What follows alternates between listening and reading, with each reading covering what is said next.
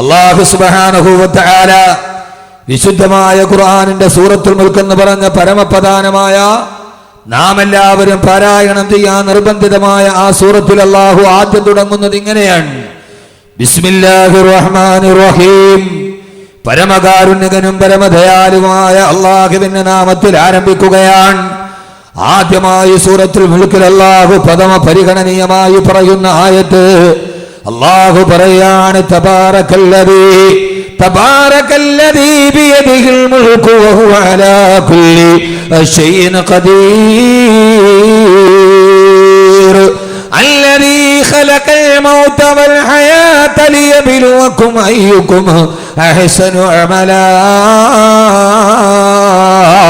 വഹുവൽ അസീസുൽ ഗഫൂർ.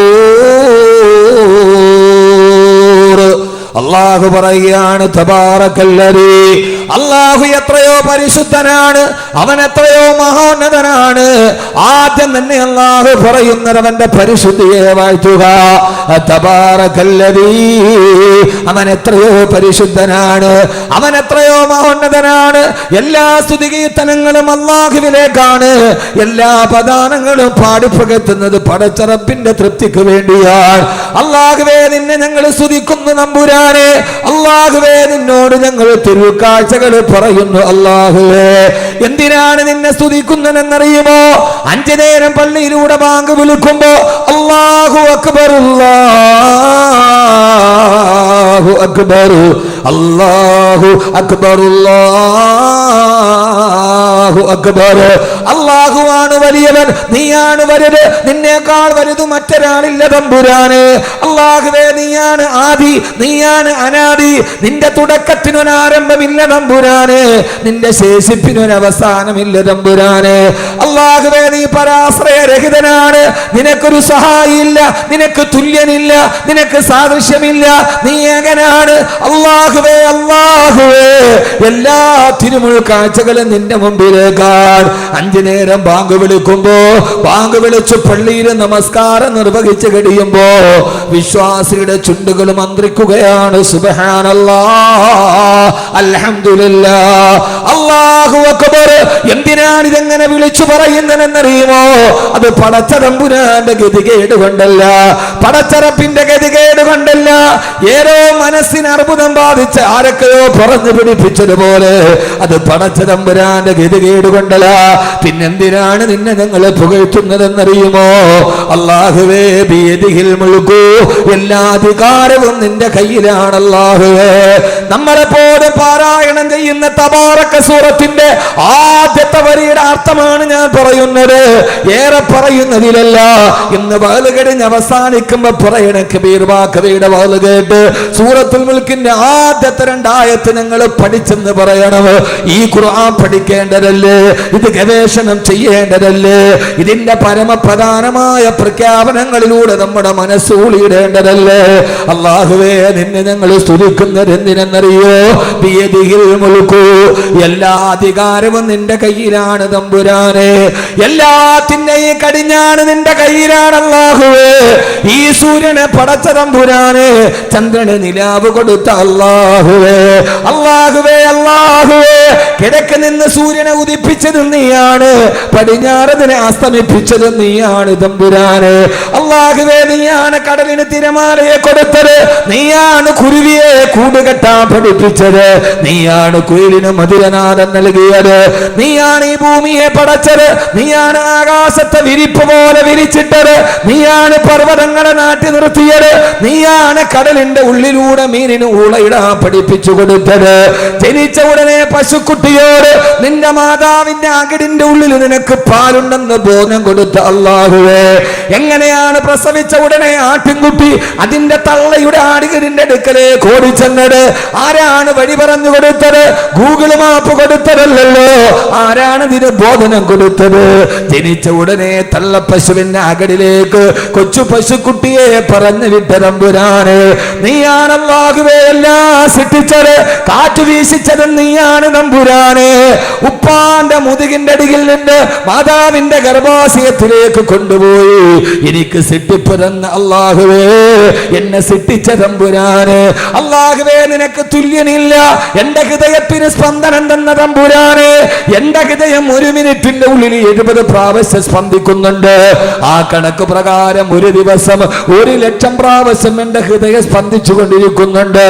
60 വയസ്സ് വരെ ജീവിച്ചിരിക്കുന്ന ഒരു മനുഷ്യന്റെ ഹൃദയം, ആ ഹൃദയം എങ്ങനെ സ്പന്ദിക്കുമ്പോ അവന്റെ ശരീരത്തിന്റെ രക്തക്കുഴലുകളിലൂടെ രക്തം പ്രവഹിക്കുന്നുണ്ട്.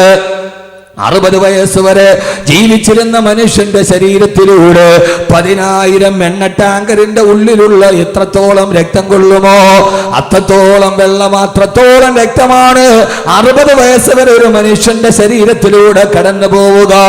അല്ലാഹുവേ, അല്ലാഹുവേ, ഉമ്മാന്റെ ഗർഭാശയത്തിൽ കിടന്നപ്പോ 4-ാം മാസത്തിൽ എന്റെ ഹൃദയം സ്പന്ദിക്കാൻ തുടങ്ങിയാണ്. 40 വർഷം കഴിഞ്ഞു. ഇതേവരെ 1 മിനിറ്റിൽ കൃത്യമായി 70 പ്രാവശ്യം, ഒരു ദിവസം 1,00,000 പ്രാവശ്യം. അല്ലാഹുവേ, എന്റെ മാത്രമല്ല, അബ്ദുൽ ലത്തീഫ് സാഹിബിന്റെ, അബൂബക്കർ സാഹിബിന്റെ, ഈ ഇരിക്കുന്ന നിങ്ങളുടെ ഇതേ സമയത്തിരിക്കുമ്പോഴും ഇപ്പോഴും നമ്മുടെ ഹൃദയം സ്പന്ദിച്ചു കൊണ്ടിരിക്കുന്നുണ്ട്. 600 കോടിയോളം വരുന്ന ജനങ്ങളുടെ ഹൃദയം ഇത്ര കൃത്യമായ കണക്കോടുകൂടി സ്പന്ദിക്കുന്നവനെ തമ്പുരാനെ. അല്ലാഹുവേ, അല്ലാഹുവേ, ബിയദിഹിൽ മുൽക്കു, നിന്റെ കയ്യിലാണ് അധികാരം ഇരിക്കുന്നത് അല്ലാഹുവേ. അതുകൊണ്ടാണ് നിന്നെ ഞങ്ങൾ സ്തുതിക്കുന്നത് തമ്പുരാനെ. അല്ലാഹുവേ, നീ ഇല്ലാതെ ഭൂമിയില്ല, നീ ഇല്ലാതെ ആകാശമില്ല, നീ ഇല്ലെങ്കിൽ ഈ പ്രപഞ്ച ലോകത്തിന് നിലനിൽപ്പില്ല തമ്പുരാനെ.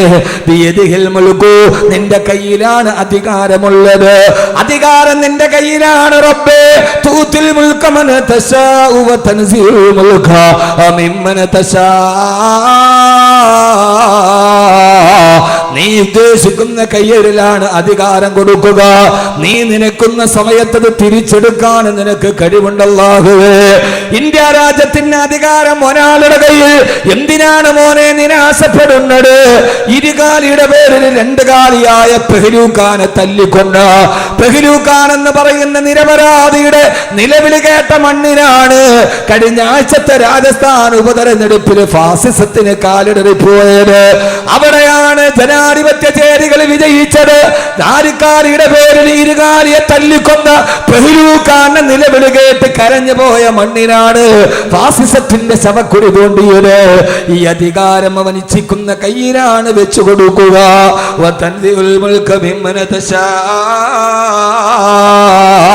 അവൻ ഉദ്ദേശിക്കുന്ന സമയത്ത് അവരുടെ കയ്യിൽ നിന്ന് തിരിച്ചെടുത്ത് മറ്റൊരാളുടെ കയ്യിൽ കൊടുക്കാൻ കഴിയുന്നതും അല്ലാഹ്. കണ്ടെന്നിരിക്കും ജനത്തിനെ കണ്ടില്ലെന്ന് നടിക്കുന്നതും ഭവാൻ. 2-4 ദിനം കൊണ്ടൊരുവനെ തണ്ടിലേക്ക് നടത്തുന്നതും ഭവാൻ. മാളികാമുകളേറിയ മണ്ണന്റെ തോളിൽ മാറാപ്പ് കേട്ടുന്നതും ഭവാൻ. ഇന്നത്തെ ദരിദ്രൻ നാളത്തെ ലക്ഷാധിപതി, ഇന്നത്തെ കോടിപതി നാളത്തെ പരമദരിദ്രന് എല്ലാം ആരുടെ കയ്യിലെന്നറിയോ? ബിയദിഹിൽ മുൽക്കു, ഇതെല്ലാം നിന്റെ കയ്യിലാണ് തമ്പുരാനെ. നീയാണ് സൂര്യനെ ചലിപ്പിച്ചത്, നീയാണ് ചന്ദ്രനെ ഉദിപ്പിച്ചത്. 156 വർഷത്തിനൊരിക്കൽ 1.5 നൂറ്റാണ്ടിന്റെ ഇടയിൽ സൂര്യനെയും ചന്ദ്രനെയും ഭൂമിയെയും ഒരേ നേർരേഖയിൽ കൊണ്ടുവന്നത് നീയാണ് അല്ലാഹ്. സഹോദരങ്ങളോട് സഹോദരിമാരോട് എന്തെങ്കിലുമൊക്കെ പഴയ വർത്തമാനം പറഞ്ഞ് തിരിഞ്ഞു പോകാനല്ല ഈ വിനീതൻ എഴുതിച്ചു നിന്നത്. കഴിഞ്ഞ ആഴ്ചയാണ് സൂര്യഗ്രഹണം ചന്ദ്രഗ്രഹണം നടത്തത്. 156 വർഷത്തിൽ ഒരു പ്രാവശ്യമാണ് ചന്ദ്രനും സൂര്യനും ഒരേപോലെ നേർരേഖയിൽ വന്നത്. എന്തിനാണങ്ങ് വന്നതെന്നറിയുമോ? കിഴക്ക് നിന്ന് സൂര്യനെ ഉദിപ്പിച്ച റബ്ബേ, പടിഞ്ഞാറ് അസ്തമിപ്പിച്ച റബ്ബേ, നീ സൂര്യനൊരു ഭ്രമണപഥം വരച്ചു കൊടുത്തിട്ടുണ്ട്, ചന്ദ്രന് നീ ഒരു ഭ്രമണപഥം വരച്ചു കൊടുത്തിട്ടുണ്ട്. വൽഖമറ ഖദ്ദറനാഹു മനാസില ഹത്താ അദഖൽ റുജൂനുൽ ഖദീം. അല്ലാഹുവേ, അല്ലാഹുവേ, എന്തിനാണ് ഈ സൂര്യനും ചന്ദ്രനും നേരെ വന്നത്. ഞാനൊരു കാര്യം നിങ്ങളോട് പറഞ്ഞു കൊടുക്കട്ടെയോ? മംഗലാപുരത്തേക്ക് പോകുന്ന റെയിൽ പാളത്തിൽ നിങ്ങൾ പോയാൽ മംഗലാപുരം റെയിൽ പാളത്തിൽ ഒരേ സമയത്ത് 2 തീവണ്ടികൾ മുഖാമുഖം വന്നുവത്രേ. പിറ്റേ ദിവസം പത്രത്തിലെ ഏറ്റവും പ്രധാനപ്പെട്ട വാർത്ത, റെയിൽവേ സ്റ്റേഷനിൽ എതിർ ദിശയിലേക്ക് പോകുന്ന 2 ട്രെയിനുകൾ മുഖാമുഖം വന്നു നിന്നുവത്രേ. ഭാഗ്യം കൊണ്ട് തലനാരിടയ്ക്കാണ് അപകടം നടക്കാതെ മാറിപ്പോയത്. പത്രത്തില് വാർത്ത വായിക്കാറില്ലേ? കേവലം 2 ട്രെയിനുകൾ 1/2 കിലോമീറ്റർ പോലും വലിപ്പമില്ലാത്ത 2 ട്രെയിനുകൾ പാളത്തിൽ മുഖാമുഖം വന്നാൽ പേടിച്ചു വിറച്ചു പോകുന്നവനെ, പേടിച്ചരണ്ടു പോകുന്ന മനുഷ്യ, അല്ലാഹു ചോദിക്കുകയാണ്, സൂര്യൻ എന്ന ഭൂമിയേക്കാൾ 35,000 ഇരട്ടി പിണ്ട വലിപ്പമുള്ള സൂര്യഗോളം, ഈ മഹാഭൂമിയും സൂര്യനും ചന്ദ്രനും ഒരേ നേരയിൽ വന്നപ്പോ എന്തിനാണ് ഇത് വന്നതെന്നറിയുമോ? വമാനുർസിലു ബിൽആയാതി ഇല്ലാ തഖ്വീഫാ. ചന്ദ്രഗ്രഹണ നിസ്കാരം നിർവഹിച്ചത് എന്തിനാ? ഞാൻ എന്റെ വിഷയത്തിലോട്ട് കടന്നു വരട്ടെ. അല്ലാഹു പറയാണ്, എന്തിനാണ് സൂര്യഗ്രഹണം നടന്നത്, എന്തിനാണ് ചന്ദ്രഗ്രഹണം വന്നത്? ഇതെല്ലാം ഒരേ രേഖയിൽ വന്നത് എന്തിനെന്നറിയോ? വമാനുർസിലു ബിൽആയാതി ഇല്ലാ തഖ്വീഫാ. അതൊക്കെ നിങ്ങളെ ഞാനൊന്ന് ഭയപ്പെടുത്താൻ ചെയ്തതാണ്. ആരാണ് പറയുന്നത്? അല്ലാഹ്. ഇവിടെ നോക്കൂ നിങ്ങൾ, അല്ലാഹു പറയാണ്, ഞാൻ ഇതൊക്കെ ചെയ്തത് എന്തിനെന്നറിയോ? വമാനുർസിലു ബിൽആയാതി ഇല്ലാ തഖ്വീഫാ. ഇതൊക്കെ നിങ്ങളെ ഒന്ന് പേടിപ്പിക്കാൻ വേണ്ടി ചെയ്തതാണ്. എത്ര പേരാണ് പേടിച്ചത്? എത്ര പേര് പേടിച്ചു? പറയും നിങ്ങള്. ചന്ദ്രഗ്രഹണ നിസ്കാരമൊക്കെ എല്ലായിടത്തും നടന്നു. ഇവിടെ നിസ്കരിച്ച ഇല്ലേ? പള്ളിയിൽ ചന്ദ്രഗ്രഹണം നിസ്കരിച്ച ഇല്ലയോ? നിസ്കരിച്ചെന്നോ? ഇല്ലെന്നാ? നിസ്കരിച്ചു. എന്തിനാ നിസ്കരിച്ചേ? എന്തിനാ നിസ്കരിച്ചേ? ആ നിസ്കാരം മാത്രമല്ല, ഇത് അല്ലാഹുവിന്റെ ഖുർആനാണ്. കബീർ ബാക്കവി പറയുന്നത് ഖുർആനാണ്. സൂറത്തുൽ ഇസ്രായിൽ അല്ലാഹു പറയാ, വമാനുർസിലു ബിൽആയാതി ഇല്ലാ തഖ്വീഫാ. ഇത് നിങ്ങളെ ഞാനൊന്ന് ഭയപ്പെടുത്താൻ ചെയ്തതാണ്. ഇനിയെങ്കിലും നിങ്ങൾ എന്നിലേക്ക് തിരിച്ചു വാ. ഹറാമുകളോട് വിട പറയ്, മദ്യപാനത്തോട് വിട പറയ്, പലിശയോട് വിട പറയ്, അല്ലാഹുവിലേക്ക് നിങ്ങൾ അടുത്തു വാ. വാപ്പ മക്കളോട് പറയാറില്ല, മക്കളെ പേടിപ്പിക്കാൻ വേണ്ടി പോലീസ് വരുന്നുണ്ട് മോനെ, ഭൂതം വരുന്നുണ്ട് മോനെ. എന്തിനാണ്? അവനോട് ഇഷ്ടമില്ലാഞ്ഞിട്ടല്ല, ഏറെ ഇഷ്ടമുള്ള അവൻ തന്നിലേക്ക് തിരിച്ചു വരാൻ ഒരു വാപ്പ കുഞ്ഞിനോട് പറയുന്നത് പോലെ അല്ലാഹു പറയാ, വമാനുർസിലു ബിൽആയാതി ഇല്ലാ തഖ്വീഫാ. ഇതൊക്കെ അല്ലാഹു നിങ്ങളെ പേടിപ്പിക്കാൻ നൽകുന്നതാണ്. സഹോദരങ്ങളെ പേടിക്കണം. ഇതെങ്ങാനും ഒരേ ദിശയിൽ വന്നതൊന്ന് കൂട്ടിമുട്ടിയാൽ അത് ലോകാവസാനത്തിലേക്ക് നടന്നു പോവുകയാണ്. അതുകൊണ്ട് ഈ ഗോളങ്ങൾ ഒരേ പാളത്തിൽ വരുമ്പോ അല്ലാഹനെ നിങ്ങൾ പേടിക്കണേ, അല്ലാഹുവിനെ നിങ്ങൾ സൂക്ഷിക്കണേ. വകഅയ്യിൻ മിൻ ആയത്തിൻ ഫിസ്സമാഇ വൽ അർളി യമറൂന അലൈഹാ വഹും അൻഹാ മുഅ്രിദൂൻ. അല്ലാഹു പറയാണ്, ഇങ്ങനെ എത്രയെത്ര അത്ഭുതങ്ങൾ ലോകത്ത് നിങ്ങൾ കണ്ടിട്ടും യമറൂന അലൈഹാ, അതൊക്കെ നിങ്ങൾ കാണുന്നുണ്ട്, പക്ഷേ വഹും അൻഹാ മുഅ്രിദൂൻ, അതൊക്കെ കണ്ടിട്ട് നിങ്ങൾ യാതൊരുവിധ പേടിയില്ലാതെ നടക്കുകയാണല്ലോ. അല്ലാഹു സൂര്യചന്ദ്രനെ സൃഷ്ടിച്ചത് നമുക്ക് മനസ്സിലാക്കാൻ വേണ്ടിയാണ്. ഒരർത്ഥം കൂടി ഞാൻ മാറി പറഞ്ഞാൽ ഒന്ന് നിങ്ങൾ നല്ല വല്ലാതെ ഒന്ന് ശ്രദ്ധിക്കുമോ? അല്ലാഹു തൗഫീഖ് നൽകി അനുഗ്രഹിക്കുമാറാകട്ടെ. അല്ലാഹു പേടിപ്പിക്കുകയാണ്. ഒന്നുകൂടി പറഞ്ഞാൽ ഒരു കാര്യം ഞാൻ നിങ്ങളോട് പറഞ്ഞുതരാം. വേറെ ഹദീസും ഖുർആനും ഒന്നും അല്ല, അത് ചിന്തിക്കാൻ അധികം സമയവും വേണ്ട. സൂര്യൻ എന്ന് പറയുന്നത് രാവിലെ ഉദിച്ചു വൈകുന്നേരം അസ്തമിക്കാറുണ്ട്, ഇല്ലേ? കാണാറുണ്ടോ രാവിലെ സൂര്യൻ ഉദിക്കുന്നത്? കാണാറുണ്ടോ? എഴുന്നേക്കൂല സമയത്തൊന്നും. രാവിലെ സൂര്യൻ ഉദിക്കുന്നത് കണ്ടിട്ടില്ലേ? നട്ടുച്ച നേരത്ത് വന്ന് തലയുടെ മുകളിൽ നിൽക്കുന്നത് കണ്ടിട്ടില്ലേ? വൈകുന്നേരം സൂര്യൻ അസ്തമിക്കുന്നത് കണ്ടിട്ടില്ലേ? എന്തിനാ സൂര്യാസ്തമയവും സൂര്യോദയവും? ഒന്ന് പറയും. സൂര്യൻ ഉദിക്കുന്നത് സൂര്യൻ അസ്തമിക്കുന്നതും വെറുതെ ഈ ആകാശത്തിൻ്റെ മുകളിൽ ഇങ്ങനെ ഉദിക്കി അസ്തമിക്കുകയും ചെയ്യുന്നതിനാ? എത്ര നാളുകൊണ്ട് നമ്മൾ കാണുന്ന കാഴ്ചയാണിത്. എന്തിനാണിത്? അറിയില്ല. ഇച്ചിരി വെള്ളം തരിക. അറിയില്ല. ഒരാൾക്ക് ജീവിതത്തിന് നന്നാവണമെങ്കിൽ സൂര്യനെ നോക്കിയാൽ മതി. ആരെ നോക്കിയാൽ മതി? വാള് പറയല്ല, വാള് കേൾക്കണ്ട, ഒന്നും നോക്കണ്ട. നിങ്ങൾക്ക് നന്നാവണമെന്ന് ചെറുപ്പക്കാരെ ആഗ്രഹമുണ്ടോ? നിങ്ങൾ സൂര്യനെ നോക്കിയാൽ മതി. നിങ്ങൾ അന്തം വിട്ട് നോക്കുകയാണ്. ഇപ്പോൾ ഇയാളിപ്പോൾ എന്താ പറയണത്? ഞാൻ ഇങ്ങനെയൊക്കെ പറയൂ. അതാണ് എൻ്റെ ഒരു ശൈലി.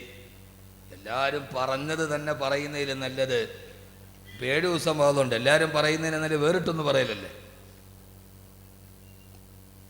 ഞാനിന്ന് പറയുന്നത് സൂറത്തുൽ മുൽക്കിൻ്റെ 2 ആയത്താണ്. അപ്പോൾ കബീർ വാക്കവിയുടെ വാത് കഴിഞ്ഞപ്പോൾ എന്ത് കിട്ടി? സൂറത്തുൽ മുൽക്കിൻ്റെ ആദ്യത്തെ 2 ആയത്ത് നന്നായിട്ട് പഠിച്ചു. ലാഭായില്ലേ? പിന്നെ ബാക്കി പഠിച്ചാൽ മതിയല്ലോ. അള്ളാഹുവിന്റെ ഖുർആൻ പറയുകയാണ്, അള്ളാഹു സൂര്യനെ നൽകിയതെന്തിനാണ്? അള്ളാഹു ചന്ദ്രനെ നൽകിയതെന്തിനാണ്? സഹോദരങ്ങളെ, സഹോദരിമാരെ, ഇന്ന ഫീ ദാലിക ലആയാതിൻ ലിഉലിൽ അൽബാബ്, ഇതിൽ ചിന്തിക്കുന്നവർക്ക് ദിട്ടാന്തമുണ്ട്. എന്തിനാണ് അള്ളാഹു സൂര്യനെ നൽകിയതെന്നറിയോ? രാവിലെ സൂര്യോദയം നടക്കുമ്പോൾ അത് നമ്മുടെ സൂര്യോദയത്തിന് നമ്മുടെ ജീവിതവുമായി ബന്ധമുണ്ട്. രാവിലെ സൂര്യൻ ഉദിക്കുകയാണ്. കിഴക്കിന്റെ ചക്രവാളത്തിൽ ഇരുട്ടിനെ കീറി മുറിച്ചുകൊണ്ട് ഇരുട്ടിൽ നിന്ന് സൂര്യൻ മെല്ലെ മെല്ലെ ഉയർന്നു വരികയാ. പൊന്നുമോനെ, അത് നിന്റെ ജനനമാണ്.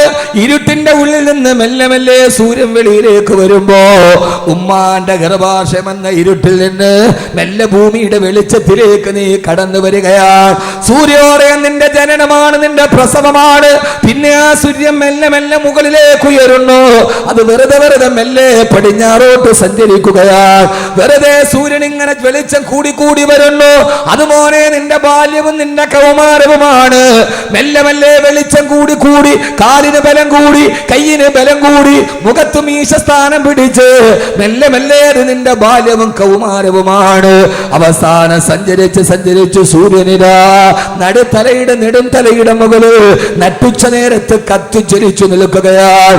ആർക്കും അടുക്കാൻ പോലും കഴിയാത്ത സൂര്യന്റെ ചൂടോട് സൂര്യൻ ഇങ്ങനെ കത്തിച്ചൊലിച്ചു നിൽക്കുകയാണ്. പൊന്നുമോനെ, അത് നിന്റെ യൗവനമാണ്. ആർക്കും അടുക്കാൻ കഴിയാതെ കത്തിച്ചൊലിച്ച് തിളച്ചു നിൽക്കുന്ന നിന്റെ യൗവനം.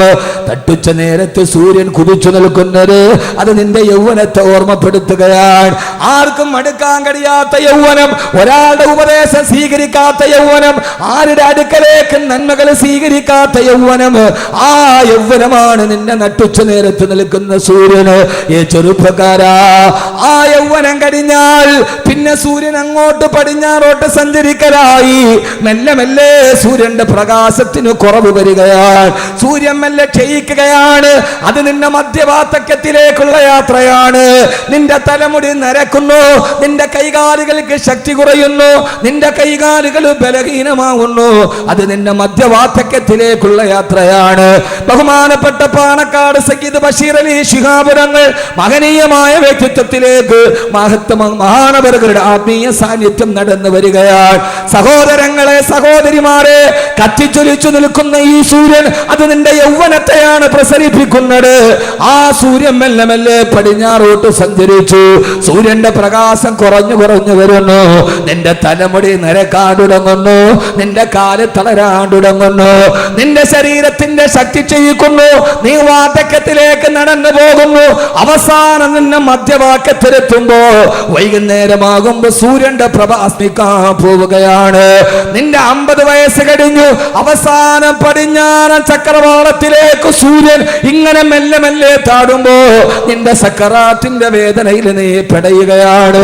നോക്കി നോക്കി നിൽക്കവേ ആ സൂര്യഗോളം അറബിക്കടലിന്റെ തിരമാലകളുടെ ഉള്ളിലെ കൂളിയിട്ട് പോയി. ഇനി സൂര്യനെ കാണുന്നില്ലല്ലോ. നീയുമതാ മണ്ണിന്റെ അടിയിലേക്ക് നടന്നുപോയി. നിന്നെ മേലാരോ മണ്ണിട്ട് മൂടി. ഇനി നിന്നെ കാണാൻ കഴിയുന്നില്ലല്ലോ. സൂര്യാസ്തമനം നിന്റെ മരണമാണ്, സൂര്യോദയം നിന്റെ ജനനമാണ്. മധ്യാഹ്ന നേരത്ത് കത്തിച്ചൊലിക്കുന്ന സൂര്യൻ നിന്റെ യൗവനമാണ്. ഇങ്ങനെ ജനനത്തിൽ തുടങ്ങി മരണത്തിലേക്ക് നടന്നു പോകുന്ന ഏറ്റവും ചെറിയ ഒരു ജീവിതമാണ് അല്ലാഹു നൽകിയത്. അതുകൊണ്ടാണ് അല്ലാഹു സുബ്ഹാനഹു വ തആല സൂറത്തുൽ മുൽക്കിന്റെ 2-ാമത്തെ ആയത്ത് പറഞ്ഞത്, അല്ലദീ അല്ലാഹു ആരെന്നറിയുമോ? അല്ലദീ ഖലഖൽ മൗത വൽ ഹയാ ലിയബ്ലുവക്കും അയ്യുക്കും അഹ്സനു അമലാ. അല്ലദീ ഖലഖൽ മൗത, അവനാണ് മരണത്തെ സൃഷ്ടിച്ചത്, വൽ ഹയാ, അവനാണ് ജീവിതത്തെ സൃഷ്ടിച്ചത്. യഥാർത്ഥത്തിൽ സഹോദരങ്ങളെ, ഞാൻ ഇന്ന് പറയാൻ പോകുന്ന വിഷയത്തിന്റെ മർമ്മപ്രധാനമായ ഭാഗം അല്ലാഹു സുബ്ഹാനഹു വ തആല ജീവിതത്തെക്കുറിച്ച് പറഞ്ഞപ്പോ ഈ ഭൂമിയിലെ ജീവിതത്തെ ഖുർആൻ ഒരു ജീവിതമായി പരിഗണിച്ചിട്ടില്ല. അല്ലാഹുവിന്റെ ഖുർആൻ ഒരു സ്ഥലത്തും അതൊരു ജീവിതമായി പരിഗണിച്ചിട്ടില്ല. അല്ലാഹു പറഞ്ഞത് അല്ലദീ ഖലഖൽ മൗത, അവനാണ് മരണത്തെ സൃഷ്ടിച്ചത്, വൽ ഹയാ, അവനാണ് ജീവിതത്തെ സൃഷ്ടിച്ചത്. അപ്പൊ യഥാർത്ഥ ജീവിതം മരണത്തിന് ശേഷമുള്ള ജീവിതമാണ്. മരണത്തിന് മുമ്പുള്ള ഈ ജീവിതത്തെ ഖുർആൻ ഒരു ജീവിതമായി പരിഗണിച്ചിട്ടേയില്ല. അള്ളാഹു നമുക്ക് മനസ്സിലാക്കാനുള്ള ബോധം നൽകി അനുഗ്രഹിക്കുമാറാകട്ടെ. അള്ളാഹു സുബ്ഹാനഹു വ തആല നമുക്കിത് മനസ്സിലാക്കാനുള്ള ബോധം നൽകി അനുഗ്രഹിക്കുമാറാകട്ടെ. സൂറത്തുൽ മുൽക്കിന്റെ ആദ്യത്തെ ആയത്താണ് നമ്മൾ ചർച്ച ചെയ്തത്. അതൊരു വിശാലമായ അർത്ഥവ്യാപ്തിയിലേക്കാണ് നമ്മളെ കൊണ്ടുപോവുക. ഒരു പ്രസംഗം നടക്കുമ്പോൾ അവസാനിക്കുമ്പോൾ ഇൻഷാ അല്ലാഹ് സൂറത്തുൽ മുൽക്കിന്റെ 2 ആയത്തുകൾ അതിൻ്റെ വലിയ ഒരു ആശയത്തിലേക്കാണ് നാം ഇനി സഞ്ചരിക്കുന്നത്. ഓരോ ആണും പെണ്ണും മനസ്സിൽ ചിന്തിക്കേണ്ട കാര്യങ്ങൾ അള്ളാഹു നമുക്കത് തൗഫീക്ക് നൽകി അനുഗ്രഹിക്കുമാറാകട്ടെ. ഞാൻ പറഞ്ഞു വന്നത്, അള്ളാഹു സുബ്ഹാനഹു വ തആല വിശുദ്ധമായ ഖുർആനിൽ സൂറത്തുൽ മുൽക്കിൽ അതിൻ്റെ ആദ്യത്തെ 2 ആയത്താണ് നമ്മൾ പറഞ്ഞത്. അള്ളാഹു സുബ്ഹാനഹു വ തആല സൂര്യ ചന്ദ്രാദി നക്ഷത്രങ്ങളെ മുഴുവനെ സൃഷ്ടിച്ചത് വമാ നുർസിലു ബിൽ ആയാത്തി ഇല്ലാ തഖ്വീഫ. ചന്ദ്രഗ്രഹണം നടന്നു, എല്ലാം നേർരേഖയിൽ വരുമ്പോ അത് നിങ്ങളെ ഭയപ്പെടുത്താൻ വേണ്ടി മാത്രമാണ്. എന്നിട്ട് അള്ളാഹു നമ്മോട് ചോദിക്കുന്ന ഒരു ചോദ്യമുണ്ട്, വകഅയ്യിൻ മിൻ ആയത്തിൻ ബിസ്സമാഇ വൽ അർളി യമുറൂന അലൈഹാ വഹും അൻഹാ മുഅ്രിദൂൻ.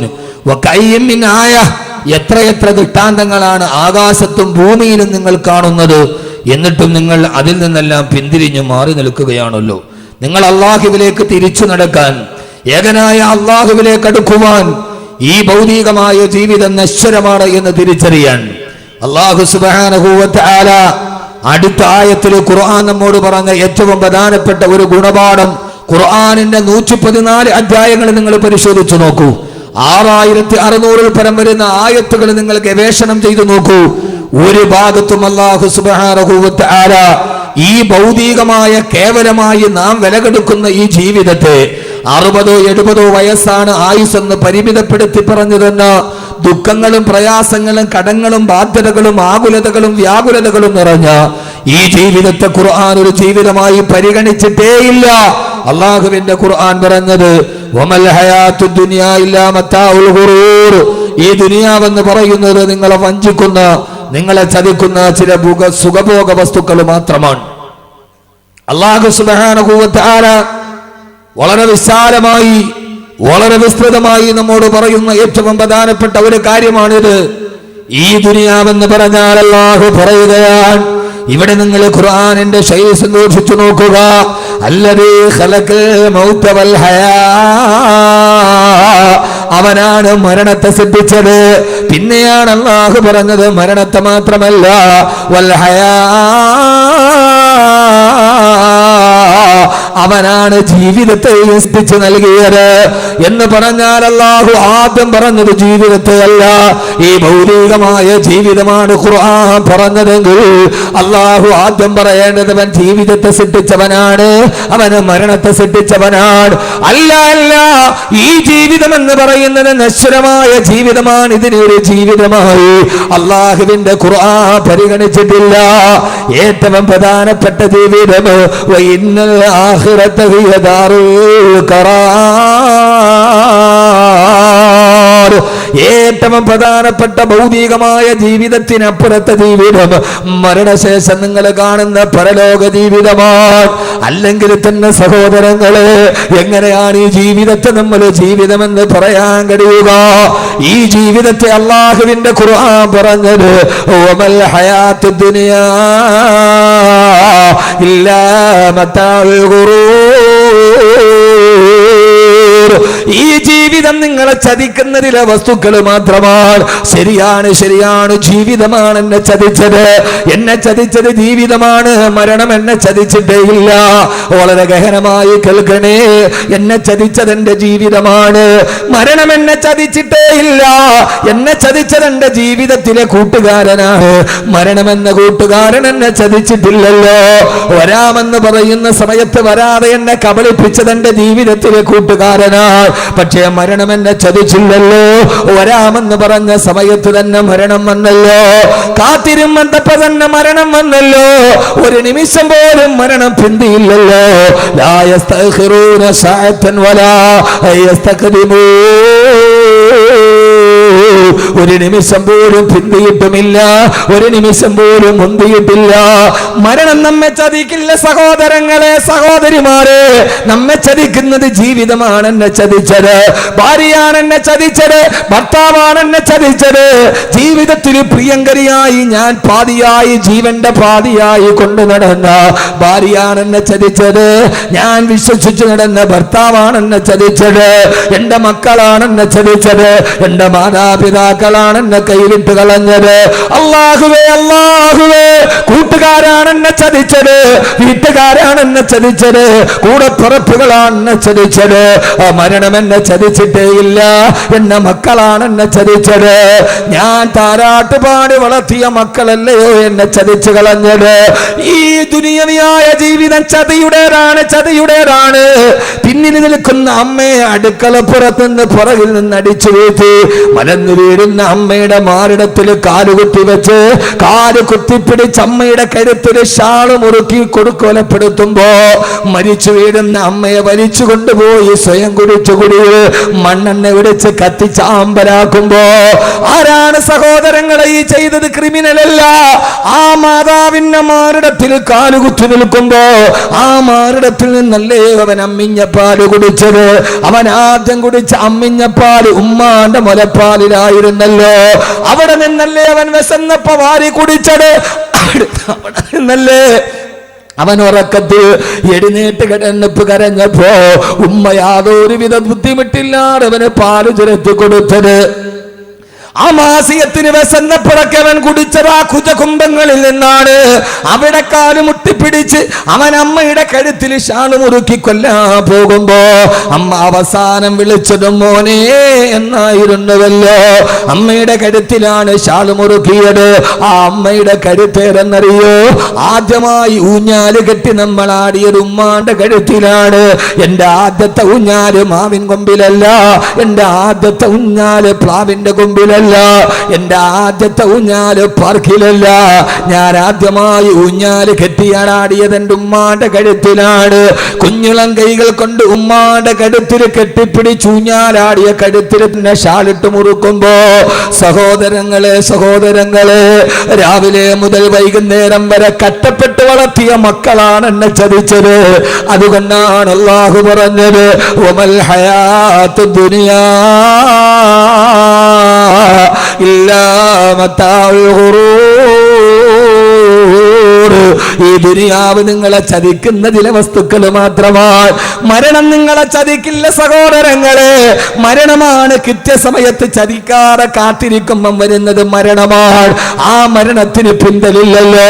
കലാമണ്ഡലം ഗീതാനന്ദന പറയുന്ന മനുഷ്യൻ കഴിഞ്ഞ ആഴ്ച കേരളത്തിന്റെ കലയരങ്ങിൽ നിന്ന് ഒഴിഞ്ഞു മാറിപ്പോയി. കഥകളിയുടെ ലാസ്യഭാവങ്ങളെ തന്റെ മുഖത്തിന്റെ നവരസങ്ങൾ കൊണ്ട് പഠിപ്പിച്ചു കൊടുത്ത കേരളം കണ്ട മഹാനായ കഥകളിക്കാരനാണ് കലാകണ്ഠലം ഗീതാനന്ദൻ. ആയിരക്കണക്കിന് ആളുകൾ തിങ്ങി നിറഞ്ഞു നിൽക്കുന്ന സ്റ്റേജിൽ അദ്ദേഹം കഥകളി ആടിക്കൊണ്ടിരിക്കുമ്പോ ആടി അദ്ദേഹത്തിന്റെ കലാരൂപത്തിൽ പ്രേക്ഷകര് മുഴുവനും മനസ്സൊടുക്കി നിന്നപ്പോ കലാമണ്ഡലം ഗീതാനന്ദ കലാലോകത്തിന്റെ മാസ്മരിക പ്രതിഭ തന്റെ ആട്ടത്തിന്റെ ഇടയിൽ രണ്ട് കൈയും കൂപ്പി അദ്ദേഹം നിലത്തേക്ക് തൊട്ടു. ആളുകൾ വിചാരിച്ചു അദ്ദേഹം വേദിയെ അനുഗ്രഹിക്കുന്നതാണെന്ന്, അദ്ദേഹം വേദിയോട് അനുഗ്രഹം തേടുന്നതാണെന്ന്. ഈ ഒരു അകലത്തിൽ കാത്തു നിന്നവർക്ക് പോലും മനസ്സിലായില്ല. ആ മനുഷ്യൻ ആടിക്കൊണ്ടിരിക്കുമ്പോ മരണത്തിന്റെ ദൂതൻ വന്നെന്ന് അടുത്തിരിക്കുന്നവർക്ക് പോലും കാണാൻ കഴിഞ്ഞില്ലല്ലോ. ഫലൗലാ ഇദാ ബലഗത്തിൽ ഹുൽഖൂം വഅൻതും ഹീനഇദ തൻദുറൂൻ വനഹ്നു അഖറബു ഇലൈഹി മിൻകും വലാകിൻ ലാ തുബ്സിറൂൻ. സൂറത്തുൽ വാഖിഅല്ലേ എപ്പോഴും ഓതുന്നതല്ലേ. മരണദൂതൻ അതിന് അടുത്ത് വന്ന് നിന്നിട്ടും വലാകിൻ ലാ തുബ്സിറൂൻ, നിങ്ങൾക്കൊരാൾക്ക് പോലും കാണാൻ കഴിഞ്ഞില്ലല്ലോ. കലാമണ്ഡലം ഗീതാനന്ദൻ കൈകൂപ്പി താഴേക്ക് വീണു. ഇതുപോലെ കണ്ടു നിന്നവര് വിചാരിച്ചു അദ്ദേഹം സ്റ്റേജിനെ വന്നിക്കുകയാണെന്ന്. കുഴഞ്ഞു വീണപ്പോഴാണ് അറിഞ്ഞത് മരണമാ മനുഷ്യനെ കുത്തിപ്പറിച്ചു പോയെന്ന്. എന്റെ പ്രിയപ്പെട്ട പെങ്ങളെ ഓർക്കുക, നിഴല് പോലെ കൂടെ നടക്കുന്ന ചൈക്കാത്ത മരണത്തെ ഓർമ്മിപ്പിക്കുക. 25 മിനിറ്റ് പ്രസംഗിക്കാനുള്ള ഡീറ്റെയിലും എഴുതിയ പേപ്പറുമായിട്ടാണ് ഇന്ത്യ രാജ്യത്തിന്റെ ഉരുക്കു ശക്തിയായി മാറിയ ഡോക്ടർ APJ അബുൽ കലാം പ്രസംഗിക്കാൻ കയറിയത്. ആർക്കറിയാം, അഹമ്മദ് കബീർ ബാക്കവി പ്രസംഗിച്ച് അവസാനിപ്പിക്കുമോ അതല്ല വാക്കുകൾ ഇവന്റെ തൊണ്ടയിൽ കുടുങ്ങുമോ? ആരും അറിയാതെ ഇവിടെ കുഴഞ്ഞു വീടുമോ? ജീവിതമെന്ന് പറയുന്ന കോമാളിയുടെ നടുവിലൂടെ നടന്നു പോകുമ്പോ ഈ APJ അബുൽ കലാം 25 മിനിറ്റ് പ്രസംഗിക്കാനുള്ള കുറിപ്പുകളും എഴുതിയിട്ടാണ് കയറി നിന്നത്. പാതിവടിയിൽ കുഴഞ്ഞ് താഴേക്ക് വീടുമ്പോ താൻ സ്വന്തം കൈപ്പട കൊണ്ട് എഴുതിയത് പോലും പറഞ്ഞു തീർക്കാൻ മരണം തന്നെ കൊത്തിപ്പറിക്കുമെന്ന് APJ അബുൽ കലാമിനെ മുൻകൂട്ടി കാണാൻ കഴിഞ്ഞില്ലല്ലോ. എന്റെ പ്രിയപ്പെട്ട പെങ്ങള്, പാകിസ്ഥാൻ മുൻ പ്രധാനമന്ത്രി ബേനസീർ ഭൂട്ടോ റാവൽപിണ്ടിയുടെ പൊതുതെരഞ്ഞെടുപ്പ് യോഗത്തിനാണ് ബോംബ് സ്ഫോടനത്തിൽ തകർന്നു പോകുന്നത്. ബേനസീർ മരിക്കുന്നതിന് തൊട്ടു മുമ്പുള്ള 5 മിനിറ്റ് BBC റെക്കോർഡ് ചെയ്ത് കാണിച്ചത് എങ്ങനെയെന്നറിയോ? വാഹനം വന്ന് നിൽക്കുന്നു, റാവൽപിണ്ടിയിൽ കൂടി നിൽക്കുന്ന അനുയായികൾ നേതാവിനെ ജയിലിലേക്കുന്നു. ആ കാറിലിരുന്ന് പൊതുതെരഞ്ഞെടുപ്പ് റാലി അഭിസംബോധന ചെയ്യാൻ പോകുന്നതിന് മുമ്പ് മിസ്സിസ് ബേനസീർ ഭൂട്ടോ, സുന്ദരിയായ ബേനസീർ ഭൂട്ടോ തന്റെ ബാഗ് തുറന്നിട്ട് ലിപ്സ്റ്റിക് എടുത്ത് ചുണ്ടിലേക്ക് വെക്കുന്നു. മുഖത്ത് സൗന്ദര്യവസ്തക വസ്തുക്കൾ തേച്ചിട്ട് കണ്ണാടിയിൽ തന്നെ മുഖം നോക്കുന്നു. അപ്പോഴും ബേനസീറിനറിയില്ലല്ലോ ഈ കാണുന്ന ചുണ്ടുകളും മാംസ കഷണങ്ങളായി ചിതറിത്തെറിക്കുമെന്ന്. 2 മിനിറ്റ് കഴിഞ്ഞാൽ തന്റെ ശരീരം ഈ തലച്ചോറ് റോഡിൽ ചിതറുമെന്ന്. ഈ കണ്ണാടിയിൽ കണ്ട മുഖം ഇനി ഒരിക്കൽ കൂടി ഇതേപോലെ കാണാൻ കഴിയില്ലെന്ന്. അതുകൊണ്ട് എന്റെ പ്രിയപ്പെട്ട ചെറുപ്പക്കാരാ, എന്റെ പ്രിയപ്പെട്ട സഹോദരി, അല്ലാഹു ലോകത്തോട് പറഞ്ഞ ഏറ്റവും പരമപ്രധാനമായൊരു കാര്യം, ഈ ജീവിതമൊന്നും ഒരു ജീവിതമല്ല. അല്ലദീ ഖലഖൽ മൗത വൽ ഹയാ, അവനാണ് മരണത്തെ സൃഷ്ടിച്ചത്, അവനാണ് ജീവിതത്തെ സൃഷ്ടിച്ചതെന്നത്. അതുകൊണ്ട് സഹോദരങ്ങളെ, ഈ ജീവിതം ഒരു ജീവിതമായിട്ട് പരിഗണിച്ചിട്ടില്ല. ഒരർത്ഥത്തിൽ ഒന്നുകൂടി വിശാലമായിട്ട് പറഞ്ഞാൽ ഈ ജീവിതത്തെ എങ്ങനെയാണ് ജീവിതമായി പരിഗണിക്കുക? ആഗ്രഹിച്ചതൊന്നും നേടാത്ത ജീവിതം, മോഹിച്ചതൊന്നും കിട്ടാത്ത ജീവിതം, കടങ്ങൾ തലയിൽ വീണ ജീവിതം, രോഗങ്ങൾ അസ്വസ്ഥത ബാധിച്ച ജീവിതം, മനപ്രയാസം മാറാത്ത ജീവിതം, ഒരു ദിവസം പോലും സമാധാനത്തോടെ കിടന്നുറങ്ങാൻ കഴിയാത്ത ജീവിതം. ഇതെങ്ങനെയാണ് ജീവിതമാവുക? ജീവിതത്തിന് അർത്ഥമുണ്ടാകണമെങ്കിൽ കിട്ടണമെങ്കിൽ നമ്മുടെ മനസ്സിൽ ആഗ്രഹിച്ചതൊക്കെ കിട്ടണ്ടേ, നമ്മൾ കൊതിച്ചതൊക്കെ കൈവെള്ളയിലെത്തണ്ട്, രോഗങ്ങൾ മാറി നിൽക്കണ്ട്. എല്ലാം കയ്യിലുണ്ടായിട്ടും രോഗം എന്നെ തിന്നാൻ അനുവദിക്കുന്നില്ലല്ലോ. കോടികൾ ബാങ്കിലുണ്ടായിട്ടും രോഗം എന്നെ വെള്ളം കുടിക്കാൻ അനുവദിക്കുന്നില്ലല്ലോ. അതുകൊണ്ട് സഹോദരാ, ജീവിതമെന്ന് പറഞ്ഞാൽ ആഗ്രഹങ്ങൾ പൂർത്തീകരിച്ച ജീവിതമോ? ജീവിതമെന്ന് പറഞ്ഞാൽ രോഗമില്ലാത്ത ജീവിതമല്ല ജീവിതം. അതുകൊണ്ടാണ് അല്ലാഹു പറഞ്ഞത് മരണശേഷമുള്ള ജീവിതമാണ് യഥാർത്ഥ ജീവിതം. അവിടെ നിങ്ങൾ ആഗ്രഹിച്ചതൊക്കെ നിങ്ങൾക്കുണ്ട്. വലക്കും ഫീഹാ മാ തസ്തഹി അൻഫുസുകും വലക്കും ഫീഹാ മാ തദ്ദഊൻ. അവിടെ നിങ്ങൾ മനസ്സിൽ ആഗ്രഹിച്ചതൊക്കെ നിങ്ങൾക്ക് ഞാൻ ഇവിടെ വെച്ചിട്ടുണ്ട്. നിങ്ങൾ മനസ്സിൽ കൊതിച്ചതൊക്കെ നിങ്ങൾക്ക് ഞാൻ വെച്ചിട്ടുണ്ട്. ആ മരണശേഷമുള്ള സ്വർഗ ജീവിതത്തിൽ രോഗങ്ങളില്ല, കടങ്ങളില്ല, പ്രയാസങ്ങളില്ല, ദുഃഖങ്ങളില്ല, ആകുലതയില്ല. നിന്റെ കണ്ണിലൂടെ ഒരു തുള്ളി കണ്ണീര് പോലും നീ ഒഴുക്കണ്ട. അവിടെ നിനക്ക് ഞാൻ ജീവിക്കാനുള്ളതൊക്കെ വെച്ചിട്ടുണ്ട്. പച്ചപ്പരവതാനി വിരിച്ച പുൽമേടുകളുടെ താഴ്ഭാഗത്തുകൂടി കാലിൽ കിടക്കുന്ന സുന്ദരി പെണ്ണിന്റെ കാലിൽ കിടക്കുന്ന വെള്ളിക്കൊലുസ് പോലെ തടം തല്ലിയാത്തൊടുകുന്ന കൊച്ചരുവികളുണ്ട് വീട്, ഒറ്റമുത്തിനാളുള്ള വീടുണ്ട് വീട്, സുന്ദരിയായ പെൺകുട്ടിയുണ്ട് വീട്, ഊഞ്ഞാലാട്ടാ തോഴിമാരുണ്ട് വീട്, ആഗ്രഹിച്ച പഴങ്ങളുണ്ട് വീട്, സ്വർണ്ണ നൂലുകൾ കൊണ്ട് നെയ്തുണ്ടാക്കപ്പെട്ട കട്ടിലുണ്ട് വീട്. അവിടെ നിന്നെ മനസ്സുകൊണ്ട് കുറ്റപ്പെടുത്താൻ പോലും ഒരാളും അവിടെ ഇല്ലല്ലോ. അതുകൊണ്ട് എന്റെ സഹോദരാ സഹോദരി, ഈ ദുനിയാവിന്റെ ആഗ്രഹത്തോടും ഈ ഭൂമിയോടുള്ള പ്രണയത്തോടും വിട പറയുക. എന്നിട്ട് അല്ലാഹുവിന്റെ മരണശേഷമുള്ള ലോകത്തിന് വേണ്ടി ഒരുങ്ങുക. ഈ ദുനിയാവിലെ പ്രയാസം ഒരു പ്രയാസമല്ല, ഇവിടുത്തെ പട്ടിണി ഒരു പട്ടിണിയല്ല. അതുകൊണ്ടാണ് ജീവിതത്തിലെന്തൊക്കെ പ്രയാസം വന്നാലും അല്ലാഹുവേ അല്ലാഹുവേ അല്ലാഹുവേ, ഈ ഭൂമിയിൽ എന്ത് വന്നാലും സഹിക്കാൻ ഞാൻ തയ്യാറാണ്. പക്ഷേ എന്നെ ആഖിറം എനിക്ക് നഷ്ടപ്പെടുത്തല്ലേ അല്ലാ, എന്റെ പരലോകം എനിക്ക് നഷ്ടമാക്കല്ലേ തമ്പുരാന്. അതുകൊണ്ടാണ് ആദരവായ പ്രവാചകൻ നബി മുഹമ്മദ് മുസ്തഫ,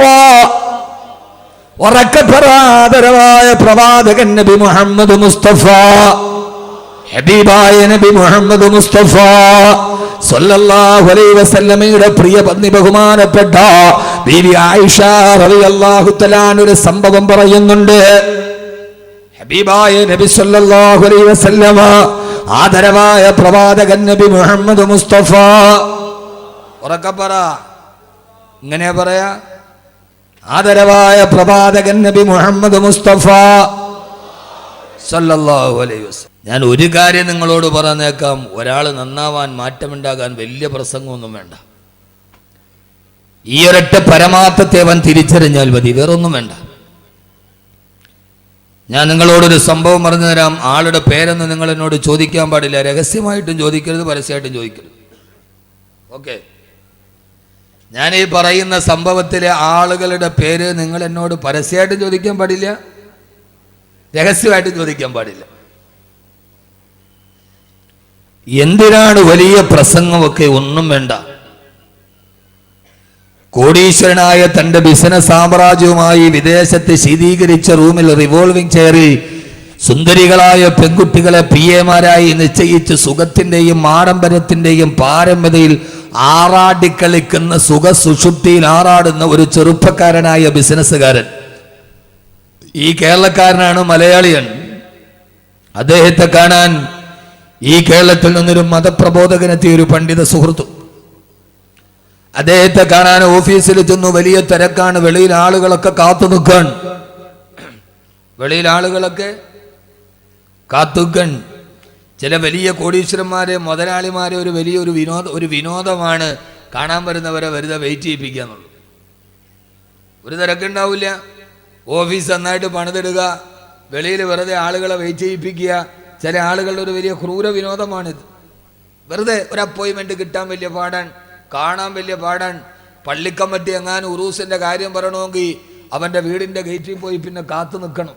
പള്ളിക്കലെ ഖത്തീബ്, ഇമാമത്ത് നിൽക്കുന്ന ഖത്തീബ്, ഖുത്ബ നിർവഹിക്കുന്ന ഖത്തീബ്, ആരാണെങ്കിലും ഒരു മഹല്ലിലെ ഏറ്റവും പ്രഥമ പരിഗണനീയവനും പ്രഥമമായി ബഹുമാനിക്കപ്പെടേണ്ടതും നമ്മുടെ ഇമാമിനെയാണ്. അപ്പൊ ഇമാം ഉസ്താദ് പറഞ്ഞിട്ട് ഞാൻ പ്രസംഗിക്കല്ല, ഞാനൊരു പള്ളിയിലെ ഇമാമ് തന്നെയാണ്. പക്ഷേ രാജ്യത്തിന്റെ പ്രഥമ പൗരൻ പ്രസിഡന്റാണ്. ഒരു മഹലിന്റെ ഏറ്റവും ആദരിക്കപ്പെടേണ്ട മഹാവ്യക്തിത്വം നമ്മുടെ ഇമാമിങ്ങളാണ്. ഉറൂസിന്റെ കാര്യം പറയാൻ പോയാ, യത്തീംഖാനയുടെ കാര്യം പറയാൻ പോയാ, അവന്റെ വാതിലിന്റെ മുമ്പിൽ പോയി കാത്തു നിന്ന്, പിന്നെ സെക്യൂരിറ്റി തന്ന് വാതിൽ തുറന്ന്, പിന്നെ അകത്ത് കയറി അപ്പോയിന്റ്മെന്റ് കിട്ടി പറയും. അവസാനം പറയും ഇപ്പോൾ ഇത്തിരി ടൈറ്റിലാണ്, പിന്നെ വരി. ഇതൊരു വിനോദമാണ്. ഞാൻ പലപ്പോഴും കണ്ടിട്ടുണ്ട്, പലരും പറഞ്ഞിട്ടുണ്ട്. പക്ഷെ എന്തൊക്കെ പറഞ്ഞാലും ആ ഒരു വലിയ വിനോദത്തിൽ നിന്ന് വളരെ വിനയത്തിലേക്ക് മാറി എപ്പോഴും കാണാൻ പറ്റുന്ന ഒരു വലിയ ഒരു കോടീശ്വരനാണ് നിങ്ങളുടെ ലത്തീച്ച. അദ്ദേഹത്തിന് അങ്ങനെ ഒരു ശൈലിയില്ല. അദ്ദേഹത്തിൻ്റെ ആ വിനയവും ആ ഒരു അടുപ്പവുമാണ് ഞാനും അദ്ദേഹം തമ്മിലുള്ള സൗഹൃദം. അല്ലാതെ അദ്ദേഹം എനിക്ക് നോട്ട് കെട്ടൊന്നും തന്നിട്ടില്ല, അങ്ങനെ വിചാരിക്കാൻ വേണ്ട. അങ്ങനെയുള്ളവരെ നാം അഭിനന്ദിക്കണം. ഞാൻ പറഞ്ഞത് സമ്പത്ത് എന്ന് പറയുന്ന അള്ളാഹു തരുന്നതാണ്. നാളെ അത് ഊരി മാറ്റിയോ ഒന്നും ഉണ്ടാവില്ല. ഇന്നത്തെ ദരിദ്രൻ നാളത്തെ കോടീശ്വരനാണ്, ഇന്നത്തെ കോടീശ്വരൻ നാളത്തെ ദരിദ്രനാണ്. ഇത് അള്ളാഹുവിന്റെ കയ്യിലാണ് ഖജനാവിന്റെ താക്കോൽ. അള്ളാഹു നമ്മളെ സ്വീകരിക്കുമാറാകട്ടെ. ആ മനുഷ്യന്റെ അടുക്കൽ വന്നിട്ട് ഈ പ്രബോധകൻ പറഞ്ഞു, എനിക്ക് അദ്ദേഹത്തെ ഒന്ന് കാണണം. പിയെ പോയിട്ട് പറഞ്ഞു, തിരക്കാണ്, ബോസിന് തിരക്കാണ്, സമയമില്ല. അദ്ദേഹം പറഞ്ഞു, എനിക്ക് അദ്ദേഹത്തോടൊരു 10 മിനിറ്റ് സംസാരിക്കണം. രണ്ടാമത് പിയെ പോയി ചോദിച്ചപ്പോൾ റിവോൾവ് ചെല്ലിരുന്നിട്ട് ആ ചെറുപ്പക്കാരൻ പറഞ്ഞു, ഇല്ല, സമയം വലിയ തിരക്കാണ്, അയാളോട് പറ്റൂല എന്ന് പറ. പിയെ പോയിട്ട് പറഞ്ഞു പറ്റൂല. അദ്ദേഹം മൂന്നാമതും പറഞ്ഞു, ഒരു 5 മിനിറ്റ് എനിക്കൊരു അപ്പോയിന്റ്മെന്റ് തരണം. സുന്ദരിയായ പെൺകുട്ടി പോയി ചോദിച്ചു പറഞ്ഞു, പറ്റില്ല, എനിക്ക് അപ്പോയിന്റ്മെന്റ് തരാൻ പറ്റില്ല, ബിസിയാണ്, മൊയ്ലിയാരോട് പോവാൻ പറ, അയാൾക്ക് എന്ത് ജോലിയാണ് ഇവിടെ വന്നിട്ടുള്ളത്. അവസാനം പല പ്രാവശ്യം പറഞ്ഞു വിട്ടു, നിരാകരിച്ചു. പ്രബോധകനായ മഹാമനുഷ്യൻ തിരിച്ചു പോയില്ല. ഇത് വിക്ടർ യുഗോയുടെ കഥയല്ല, ഇത് ഷേക്സ്പിയറിന്റെ കഥയല്ല. എന്റെ സഹോദരങ്ങളെ, സഹോദരിമാര്, ജീവിതത്തിൽ തെറ്റിലൂടെ സഞ്ചരിക്കുമ്പോ നമ്മുടെ മനസ്സിനെ പിടിച്ചു നിർത്താൻ, നമ്മുടെ ജീവിതത്തിൽ അനിവാര്യമായ ഒരു മാറ്റം ഉണ്ടാവാൻ, നമ്മുടെ ജീവിതത്തിൽ അനിവാര്യമായ ഒരു മാറ്റം ഉണ്ടാവാൻ സഹോദര വേണ്ട ഒരു ഉപദേശമാണിത്. അവസാനം അദ്ദേഹം പറഞ്ഞു, എനിക്ക് അദ്ദേഹത്തോട് ഒരൊറ്റ വാക്ക് പറഞ്ഞാൽ മതി, അത് പറഞ്ഞിട്ട് ഞാൻ പൊക്കോളാം. പിയെ വീണ്ടും പോയിട്ട് പറഞ്ഞു, അയാൾ പോകുന്നില്ല, ഒരു വാക്ക് പറയാനുള്ള സമയം വേണമെന്നാണ് പറയുന്നത്. അവസാനം അദ്ദേഹം പറഞ്ഞു, ഇനിയിപ്പോ എന്താണെങ്കിൽ ഒരു വാക്ക് പറഞ്ഞിട്ട് നശിച്ച് അതോടുകൂടി അങ്ങ് പോകുമല്ലോ, പറയാനുള്ള ഒരു വാക്ക് പറഞ്ഞിട്ട് പോകാൻ പറ. പണ്ഡിതൻ അനുവാദം കൊടുക്കപ്പെട്ടു. അദ്ദേഹം നേരെ വന്ന് വാതിൽ തുറന്നു. ശീതീകരിച്ച റൂമിൽ സമശീതോഷ്ണ ഉപാധി സുഖദായകമായി നിൽക്കുന്ന റൂമിന്റെ ഉള്ളിൽ റിവോൾവിംഗ് ചെയറിൽ സുന്ദരികളായ പെൺകുട്ടികൾ പിഎമാരായി നിൽക്കുന്ന ബിസിനസ് സാമ്രാജ്യത്തിന് അധിപതിയായ ചെറുപ്പക്കാരന്റെ നേരെ ഈ പണ്ഡിതൻ വന്ന് വിരൽ നേരെ ചൂണ്ടിയിട്ട് റിവോൾവിംഗ് ചെയറിൽ കറങ്ങി അഹങ്കാരത്തോടെ നടന്ന ആ ചെറുപ്പക്കാരന്റെ മുഖത്ത് നോക്കിയിട്ട് പറഞ്ഞു, ഒരു ദിവസം നീ മരിക്കും. വേറൊന്നും പറഞ്ഞില്ല. എന്താ പറഞ്ഞേ? അവന്റെ മുഖത്ത് ചൂണ്ടിയിട്ട്, എന്നോടും നിങ്ങളോടും മുഖത്ത് ചൂണ്ടിയിട്ട് പറയേണ്ട സത്യം, ഒരു ദിവസം നീ മരിക്കും. അത് പറഞ്ഞിട്ട് അദ്ദേഹം മെല്ലെ തിരിഞ്ഞു നടന്നു. വാതിൽ തുറന്ന് വെളിയിലേക്ക് പോയി. റിവോൾവിംഗ് ചെയറിന്റെ ചലനം പെട്ടെന്ന് നിന്നു. ആ ചെറുപ്പക്കാരന്റെ ഹൃദയത്തിന്റെ ഉള്ളിൽ എവിടെയോ ഒരു ചാറ്റുളിയിട്ട് പിടിച്ചതുപോലെ അവന്റെ ഹൃദയം നൊന്തു. അവൻ ആ മനുഷ്യന്റെ കണ്ണുകൾ നിറഞ്ഞു, അവന്റെ ഞരമ്പുകൾ പിടച്ചു. ശരിയല്ല അയാള് പറഞ്ഞത്, നാളെ ഒരു ദിവസം ഞാൻ മരിക്കില്ല, അദ്ദേഹത്തെ തിരിച്ചു വിളിക്ക്. പിഎമാര് ഓടിപ്പോയിട്ട് പറഞ്ഞു, നിങ്ങളെ ബോസ് തിരിച്ചു വിളിക്കുന്നു. അദ്ദേഹം തിരിച്ചു വന്നു. ഒരു മിനിറ്റ് പോലും അനുമാനം കൊടുക്കാതിരുന്ന ആ മനുഷ്യന്റെ മുമ്പിൽ 1 മണിക്കൂറോളം ആ മനുഷ്യന് സമയം കിട്ടി. അദ്ദേഹം ചോദിച്ചു, നിങ്ങൾ അങ്ങനെ പറയാൻ കാരണം എന്താണ്? ആ പ്രബോധകൻ ചോദിച്ചു, മോനെ പറഞ്ഞത് ശരിയല്ലേ, നീ ഒരു ദിവസം മരിക്കില്ലേ, ഞാൻ ഒരു ദിവസം മരിക്കില്ലേ? പോകുമ്പോൾ നിന്റെ ഈ കൂട്ടുകാരികൾ കൂടെ ഉണ്ടാകുമോ? നിന്റെ സമ്പത്ത് കൂടെ ഉണ്ടാകുമോ? 3 വെള്ള തുണിയിൽ പൊതിഞ്ഞിട്ട് മണ്ണിന്റെ ഇടയിൽ മണ്ണിട്ട് മൂടിയിട്ട് തിരിച്ചു പോയാൽ നിന്റെ ഈ സമ്പത്തും അധികാരവും ഒക്കെ എവിടെയാണ് നിനക്ക് പ്രയോജനം ചെയ്യുക? ആ ചെറുപ്പക്കാരന്റെ ഹൃദയത്തിലേക്ക്, ആ ചെറുപ്പക്കാരന്റെ ചെവിയിലേക്ക് ആ മനുഷ്യന്റെ വേദാന്തം ആഴ്ന്നിറങ്ങിയപ്പോ പിന്നെ ആ ചെറുപ്പക്കാരന്റെ ജീവിതത്തിലെ മാറ്റം അതായിരുന്നു. പിന്നെ അയാൾ തന്റെ ശിഷ്ടകാലം മുഴുവനും ഒരു പുരുഷായുസ് കൊണ്ട് ചെയ്തു തീർക്കാൻ കഴിയാത്ത നന്മകൾ ചെയ്ത് നൂറുകണക്കിന് പള്ളികൾ നിർമ്മിച്ച് തന്റെ സമ്പത്ത് കൊണ്ട് നൂറുകണക്കിന് അറബി കോളേജുകൾ നിർമ്മിച്ചു, നൂറുകണക്കിന് യതീംഖാനകൾക്ക് സഹായം കൊടുത്തു. അവസാനം ആയിരക്കണക്കിന് മനുഷ്യരുടെ സാന്നിധ്യത്തിൽ പുഞ്ചിരിച്ചുകൊണ്ട് നിലാവ് പോലെ പുഞ്ചിരിക്കുന്ന മുഖവുമായി ആ മനുഷ്യൻ ഒരു 4-5 വർഷം മുമ്പ് ഈ ഭൂമിയിൽ നിന്നും മട പറഞ്ഞു പോയി. സഹോദരങ്ങളെ, ഞാൻ പറഞ്ഞത് ഒരാൾക്ക് മാറണോ, ഒരാൾക്ക് ജീവിതത്തിൽ മാറ്റമുണ്ടാകണോ? വലിയ പ്രസംഗം വേണ്ട, അവനൊരൊറ്റ വാക്ക് മതി, ഒരേ ഒരു വാക്ക്. ആ ഒരു വാക്കാണ് അവന്റെ ജീവിതത്തിൽ മാറ്റമുണ്ടാകുന്നതെങ്കിൽ ചെറുപ്പക്കാരാ, ഞാനൊന്ന് ചോദിക്കട്ടെ, ഞാൻ നിങ്ങളോട് പറയട്ടെ. മക്കാ ചന്തയിലെ ചമ്മാടിയായിരുന്ന സിരകളെ ബഹിഭരിക്കുന്ന രാത്രിയിൽ ഉക്കാള ചന്തയിൽ പെൺകുട്ടികളുടെ കയ്യിൽ പിടിച്ച് ഉന്മാദ നൃത്തം ചവിട്ടിയ കാട്ടാളനായ ചെറുപ്പക്കാരനായിരുന്നില്ലേ ഖത്താബിന്റെ മകൻ ഉമർ? ഖത്താബിന്റെ മകൻ ഉമർ താരാട്ട് പാടിക്കൊണ്ടിരിക്കുന്ന പെൺകുട്ടികൾ കരയുമ്പോ ഉമ്മമാര് പറയും, മോളെ ദാ ഉമർ വരുന്നു എന്ന് പറഞ്ഞാൽ ആ വാക്ക് കേട്ടാലും മക്കള് പോലും താരാട്ട് പാടിയിട്ട് ഉറങ്ങാത്ത മക്കള് പോലും പേടിച്ചരണ്ട് കിടന്നിറങ്ങിയ ആ നാട്ടിലെ ഏറ്റവും വലിയ പേടി സ്വപ്നമായ ഉമർ. ആ ഉമറിന്റെ ചരിത്രം എന്തെന്നറിക്കോ? കോടിക്കണക്കിന് രൂപ പലിശ കൊണ്ട് സമ്പാദിച്ച കോടീശ്വരനായ ഉമർ, സുന്ദരി പെണ്ണുങ്ങളില്ലാതെ കിടന്നുറങ്ങാത്ത ഉമർ. ഈ ഉപ്പളക്കുന്നിന് വന്ന എന്റെ പ്രിയപ്പെട്ട ചെറുപ്പക്കാരോട്, കരോത്സുകരായ ചെറുപ്പക്കാരോട്, ആ ഉമർ ആരായിരുന്നെന്നറിയോ? ഉമറിന്റെ മസിൽ പവർ കണ്ടാൽ ഉമർ കൈപൊക്കിയിട്ട് ഒരാളുടെ മുഖത്തടിച്ചാൽ അവന്റെ മുഖം പോലും തകർന്ന് തരിപ്പണമാകുമെന്നായിരുന്നു. ആരായിരുന്നു ഉമർ എന്നറിയോ? ഉമർ ഒരു ദിവസം മുസ്ലിം ആകുന്നതിന് മുക്കാവ ചന്തയിലേക്ക് പോയി. ആ ചന്തയിൽ പോയിട്ട് അവിടുത്തെ കച്ചവടക്കാരനോട് പറഞ്ഞു, എനിക്ക് 500 ദിർഹം വേണം, ഇപ്പോൾ എനിക്ക് 500 ദിർഹം തരണം. ആ സമയത്ത് ആ കച്ചവടക്കാരൻ പറഞ്ഞു, പത്രേ, ഞാൻ കച്ചവടത്തിന് കട തുറന്നിട്ടില്ല, രാവിലെയാണ് മദ്യപിക്കണം ഉമറിന്, എനിക്ക് 500 ദിർഹം വേണം. അയാൾ കട തുറക്കുന്നതേയുള്ളൂ. അയാൾ പറഞ്ഞു, ഉമറെ, ഞാൻ കട തുറക്കുന്നതേയുള്ളൂ, 1 ദിർഹം പോലും എന്റെ കയ്യിലില്ല, കച്ചവടം നടക്കട്ടെ, കുറച്ച് കഴിഞ്ഞിട്ട് നീ വാ, അപ്പൊ ഞാൻ നിനക്ക് 500 ദിർഹം തരാം. ഉമറ് കച്ചവടം തുടങ്ങിയില്ലല്ലോ, കട തുറന്നില്ലല്ലോ, എങ്ങനെയാണ് ഉമറെ ഞാൻ തരിക? എന്റെ ചെറുപ്പക്കാര് കേട്ടോളൂ. ഉമർ എന്ത് ചെയ്തു എന്നറിയോ? സ്വാഭാവികമായിട്ട് മനസ്സിലൊരൽപ്പം കനിവുള്ള മനുഷ്യൻ, കനിവില്ലാത്ത ഉമർ, സ്നേഹമില്ലാത്ത ഉമർ, വിട്ടുവീഴ്ചയില്ലാത്ത ഖത്താബിന്റെ മകൻ ഉമർ, ഒരു മനുഷ്യത്വമുള്ള മനുഷ്യനെ തുറന്നതല്ലേയുള്ളൂ, അല്പം കഴിഞ്ഞ് വരുമ്പോ കിട്ടുമല്ലോ എന്നോർക്കും. ഉമർ എന്ത് ചെയ്തു എന്നറിയോ? തന്റെ കയ്യിലിരിക്കുന്ന വാള് വലിച്ചൂരിയിട്ട് ആ മനുഷ്യന്റെ കഴുത്തിന് വെട്ടി.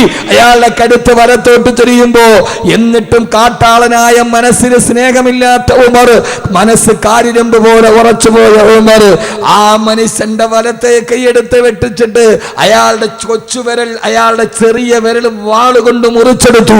ആ മുറിച്ചെടുത്ത വിരൽ ഒരു മുള്ളിന്റെ ഉള്ളിൽ കുത്തിയിട്ട് തന്റെ കഴുത്തിന് മാലയാക്കിയിട്ട് ഉമറിന്റെ, ആ മനുഷ്യനെ അറുത്തെടുത്ത ചെറുവിരലിൽ നിന്ന് രക്തം ഉമറിന്റെ നെഞ്ചിലൂടെ ഒഴുകുകയാണ്. തൊട്ടടുത്ത കടയിൽ പോയിട്ട് പറഞ്ഞു, അടുത്ത കച്ചവടക്കാരനോട് എനിക്ക് 500 ദിർഹം തരണം, എവിടെ ദിർഹം എടുക്ക്. ആ മനുഷ്യൻ പേടിച്ചു വിറച്ചു പോയി. എന്തിനാണ് ചെയ്തതെന്നറിയോ? നോക്കുമ്പോ തന്റെ തൊട്ടപ്പുറത്തെ പീഡികക്കാരന്റെ ചെറുവിരൽ മുറിച്ചിട്ട് അവന്റെ ചെറുവിരലിന്റെ രക്തം ഉമറിന്റെ നെഞ്ചകത്തോടെ ഒഴുകുകയാണ്. തന്നില്ലെങ്കിൽ അടുത്തത് തൂങ്ങുന്നത് നിന്റെ ചെറുവിരലാണ് എന്ന് പറയാതെ പറഞ്ഞ ഉമർ അപ്പുറത്തെ കച്ചവടക്കാരന്റെ കയ്യിൽ നിന്ന് 500 ദിർഹം വാങ്ങിച്ചിട്ട് തിരിച്ചുപോയി. ഇതാരുടെ കഥയാ? എത്രയോ വയല് നമ്മൾ കേൾക്കാറുണ്ട്. പക്ഷേ സഹോദരങ്ങളെ, 500 ദിർഹം കൊടുക്കാത്തതിന് കടക്കാരന്റെ ചെറുവിരൽ മുറിച്ച് കഴുത്തിന് മുള്ളിൽ കുരുത്ത് മാല കെട്ടിത്തടന്ന ഉമറാൻ. ആ ഉമറിനെ മാറ്റിയതല്ല 2 മണിക്കൂർ പ്രസംഗമല്ലല്ലോ, 2 മണിക്കൂർ സെമിനാറല്ലല്ലോ, നടന്നു പോകുന്ന വഴിയിൽ സഹോദരിയായ ഫാത്തിമയുടെ ഖുർആനോദലല്ലയോ. ഫാത്തിമയിരുന്ന് ഖുർആനോദുകയാണ്. 2 വാക്ക്,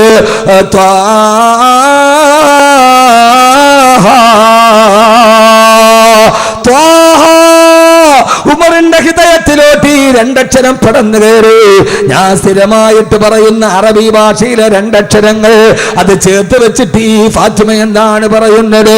പക്ഷേ അത് ചേർത്ത് വെച്ചപ്പോ ഇതേവരെ കേൾക്കാത്ത ഒരു സൗന്ദര്യമുണ്ടല്ലോ. മാ അൻസൽനാ അലൈക്കൽ ഖുർആന ലിതശ്ഖാ ഈ ഖുർആനെ ഞാൻ അവതരിപ്പിച്ചത് നിങ്ങൾ പരാജയപ്പെടാതിരിക്കാനാണ്.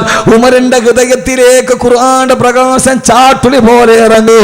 ഉമർ ചിന്തിച്ചു, ഞാൻ പരാജയത്തിലല്ലയോ, ഞാൻ ദുഃഖത്തിലല്ലയോ, ഞാൻ പലിശയിലല്ലയോ, ഞാൻ മദ്യപാനത്തിലല്ലയോ. ഈ ഖുർആൻ അവതരിപ്പിച്ചത് പരാജയപ്പെടാതിരിക്കാനാണ്. അശ്ഹദു അല്ലാ ഇലാഹ ഇല്ലല്ലാഹ് വ അശ്ഹദു അന്ന മുഹമ്മദർ റസൂലുള്ളാഹ്. ഉപ്പളക്കുന്നിലെ ചെറുപ്പക്കാര് ലഹരിക്കടിമപ്പെട്ടു പോകാറ്, അശ്ലീലത്തിനടിമപ്പെട്ടു പോകാറ്, പെങ്ങളെ ലൈംഗികമായ ചേട്ടകൾക്ക് അടിമപ്പെട്ടു പോകാറ്, പീഡികക്കാരൻ ചോദിച്ചിട്ട് പൈസ കൊടുക്കാറ്, അവന്റെ ചെറുവിരൽ മുറിച്ചെടുത്തിട്ട് മുള്ളിൽ കൊളുത്തും മാലയാക്കി നടത്തിയ ഖത്താബിന്റെ മകൻ ഉമറിന്റെ ഹൃദയത്തിലേക്ക് കടന്നു വന്നത് രണ്ട് വാക്കുകളല്ലയോ. അതുകൊണ്ട് ഒരാൾക്ക് മാറ്റമുണ്ടാവണോ, അവൻ ജീവിതത്തിൽ നന്മയുടെ വഴിത്താറയിലൂടെ കടന്നതല്ലണോ. അല്ലാഹു പറയുകയാണ്, അവന്റെ ജീവിതത്തിൽ വലിയൊരു മാറ്റമുണ്ടാവാൻ ഒരേ ഒരു ചിന്ത മാത്രം മതി. കന്നക തമൂതു ഗദാ, അടുത്ത ദിവസം ഞാൻ മരിക്കുമെന്ന് കരുതുക. ഈ ഭൂമിയുടെ സുഭിക്ഷതയ്ക്ക് വേണ്ടിയല്ല ഞാൻ വന്നത്, ഇവിടെ അടിച്ചു പൊളിക്കാനല്ല ഞാൻ വന്നത്. ഇവിടെ പരമാവധി എന്റെ കാസർഗോഡ് പ്രിയപ്പെട്ട ചെറുപ്പക്കാരോട് അടിച്ചു പൊളിയൊരൽപ്പം കൂടുതലാണോ എന്ന് സംശയമുള്ളവരോട്, ഇതിന് നമ്മൾ വന്നതല്ലല്ലോ, ഇവിടെ അടിച്ചു പൊളിക്കാൻ വന്നതല്ലല്ലോ, ഇവിടെ കൂത്താടാൻ നമ്മൾ വന്നതല്ലല്ലോ. ഇവിടെ എന്ത് പ്രയാസമുണ്ടായാലും ആഖിറത്തിൽ പ്രയാസപ്പെടുത്തല്ലേ അല്ലോ എന്നീ ദുനിയാവിനെ വലിച്ചെറിയാൻ, ഈ ദുനിയാവിന്റെ ദുഃഖത്തിന് പാമാക്യം കൊടുക്കാൻ, പരലോകത്തിന്റെ വിഹ്വലതയെ കുറിച്ച് ചിന്തിക്കാൻ, എനിക്കെന്റെ കയ്യിൽ എന്താണുള്ളത്, എന്റെ റബ്ബിന്റെ മുമ്പിൽ പോയി നിൽക്കുമ്പോ എനിക്ക് ജീവിതത്തിൽ എന്താണ് ബാക്കിയുള്ളത് എന്ന് ജീവിതത്തിൽ എന്നോർക്കാൻ. അത് കണ്ട് സഹോദരങ്ങളെ, ഈ ഭൂമിയോട് തലാക്ക് ചെല്ലുക, ഈ ദുനിയാവിനെ വലുതായി കാണാതിരിക്കുക. ആദരവായ പ്രവാചകൻ നബി മുഹമ്മദ് മുസ്തഫ, ആദരവായ പ്രവാചകൻ നബി മുഹമ്മദ് മുസ്തഫ സല്ലല്ലാഹു അലൈഹി വസല്ലമയുടെ പ്രിയപ്പെട്ട പത്നി ആയിഷ റളിയല്ലാഹു തആല പറയാണ്, ഒരു ദിവസം പാതിരാത്രിയിൽ ഞാൻ ഹബീബായ നബി തങ്ങളുടെ കൂടെ ഉറങ്ങാൻ കിടന്നു. രാത്രിയിൽ ഞാനും എന്റെ പ്രവാചകൻ ഒന്നിച്ച് കിടന്നുറങ്ങവേ പാതിരാ സമയത്ത് ഞാൻ എഴുന്നേറ്റ് നോക്കുമ്പോ എന്നെ ഹബീബായ നബി തങ്ങളെ എന്റെ പരിസരത്ത് കാണാനില്ല. എനിക്ക് പേടിയായി, വിഹ്വലതയായി. രാത്രിയിൽ എന്റെ കൂടെ കിടന്നുറങ്ങാമെന്ന് എന്റെ പ്രവാചകനെവിടെ, എന്നെ മുത്തുദൂതരെവിടെ, എന്റെ പ്രിയപ്പെട്ട ഹബീബെവിടെ? വിഹ്വലതയോടെ ഞാൻ അവിടെ നിന്ന് എഴുന്നേൽക്കുമ്പോ ഹബീബായ നബി തങ്ങളെ കാണുന്നില്ല. ഞാൻ മദീന മുഴുവനും പരതി നോക്കി, അവിടെ എങ്ങും അല്ലാഹുവിന്റെ റസൂലിനെ കാണുന്നില്ല. കുറെ കഴിഞ്ഞപ്പോ എന്റെ മനസ്സിനൊരു എനിക്കൊരു സംശയമായി. ഞാൻ ഉറങ്ങിയപ്പോ അടുത്ത ഭാര്യമാരുടെ വീട്ടിൽ പോയിട്ടുണ്ടാകുമോ? പെണ്ണല്ലേ, പെണ്ണങ്ങനെയൊക്കെ വിചാരിക്കൂ. പലപ്പോഴും അങ്ങനെയാണ്. എന്നെ ഉറക്കി കിടത്തിയിട്ട് മറുഭാര്യമാരുടെ വീട്ടിൽ പോയിട്ടുണ്ടാകുമോ? എത്ര സുന്ദരമായ ചരിത്രമെന്നറിയോ? ആയിഷ റളിയല്ലാഹു അൻഹ പറയാ, പാതിരാത്രിയിൽ ആരും അറിയാതെ പൂച്ചയെ പോലെ ശബ്ദം കേൾപ്പിക്കാറ് എല്ലാ ഭാര്യമാരുടെ വീടിന്റെ മുമ്പിലും പോയി ഞാൻ നോക്കി. അവിടെയൊന്നും അല്ലാഹുവിന്റെ റസൂല് വന്നിട്ടില്ല. പിന്നെ എനിക്ക് പേടിയാവാൻ തുടങ്ങി. പാതിരാത്രിയിൽ ഹബീബായ നബി തങ്ങളുടെ അല്ലാഹുവിന്റെ റസൂലിന് എന്തെങ്കിലും അപകടം സംഭവിച്ചിട്ടുണ്ടാകുമോ? പരിഭ്രാന്തിയോടെ ഞാൻ അവിടേക്ക് നോക്കുമ്പോ പെട്ടെന്നതാ പാതിരാ സമയത്ത് കൊച്ചു കുഞ്ഞുങ്ങൾ പൊട്ടിക്കരയുന്നത് പോലെ, ശൈശവദിശയിലുള്ള കൊച്ചു കുഞ്ഞുങ്ങൾ പൊട്ടിക്കരയുന്നത് പോലെ ഒരു കരച്ചിൽ കേട്ടു.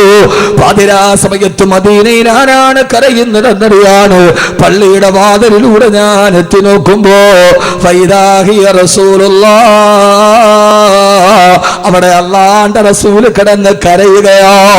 ഹബീബായ നബി തങ്ങൾ റുക്കൂയിൽ കിടക്കുന്നുണ്ട്, കണ്ണിലൂടെ കണ്ണുനീര് ചാലിട്ടൊടുക്കുന്നുണ്ട്. ഹബീബായ നബി തങ്ങൾ സുജൂദിൽ കിടക്കുന്നുണ്ട്.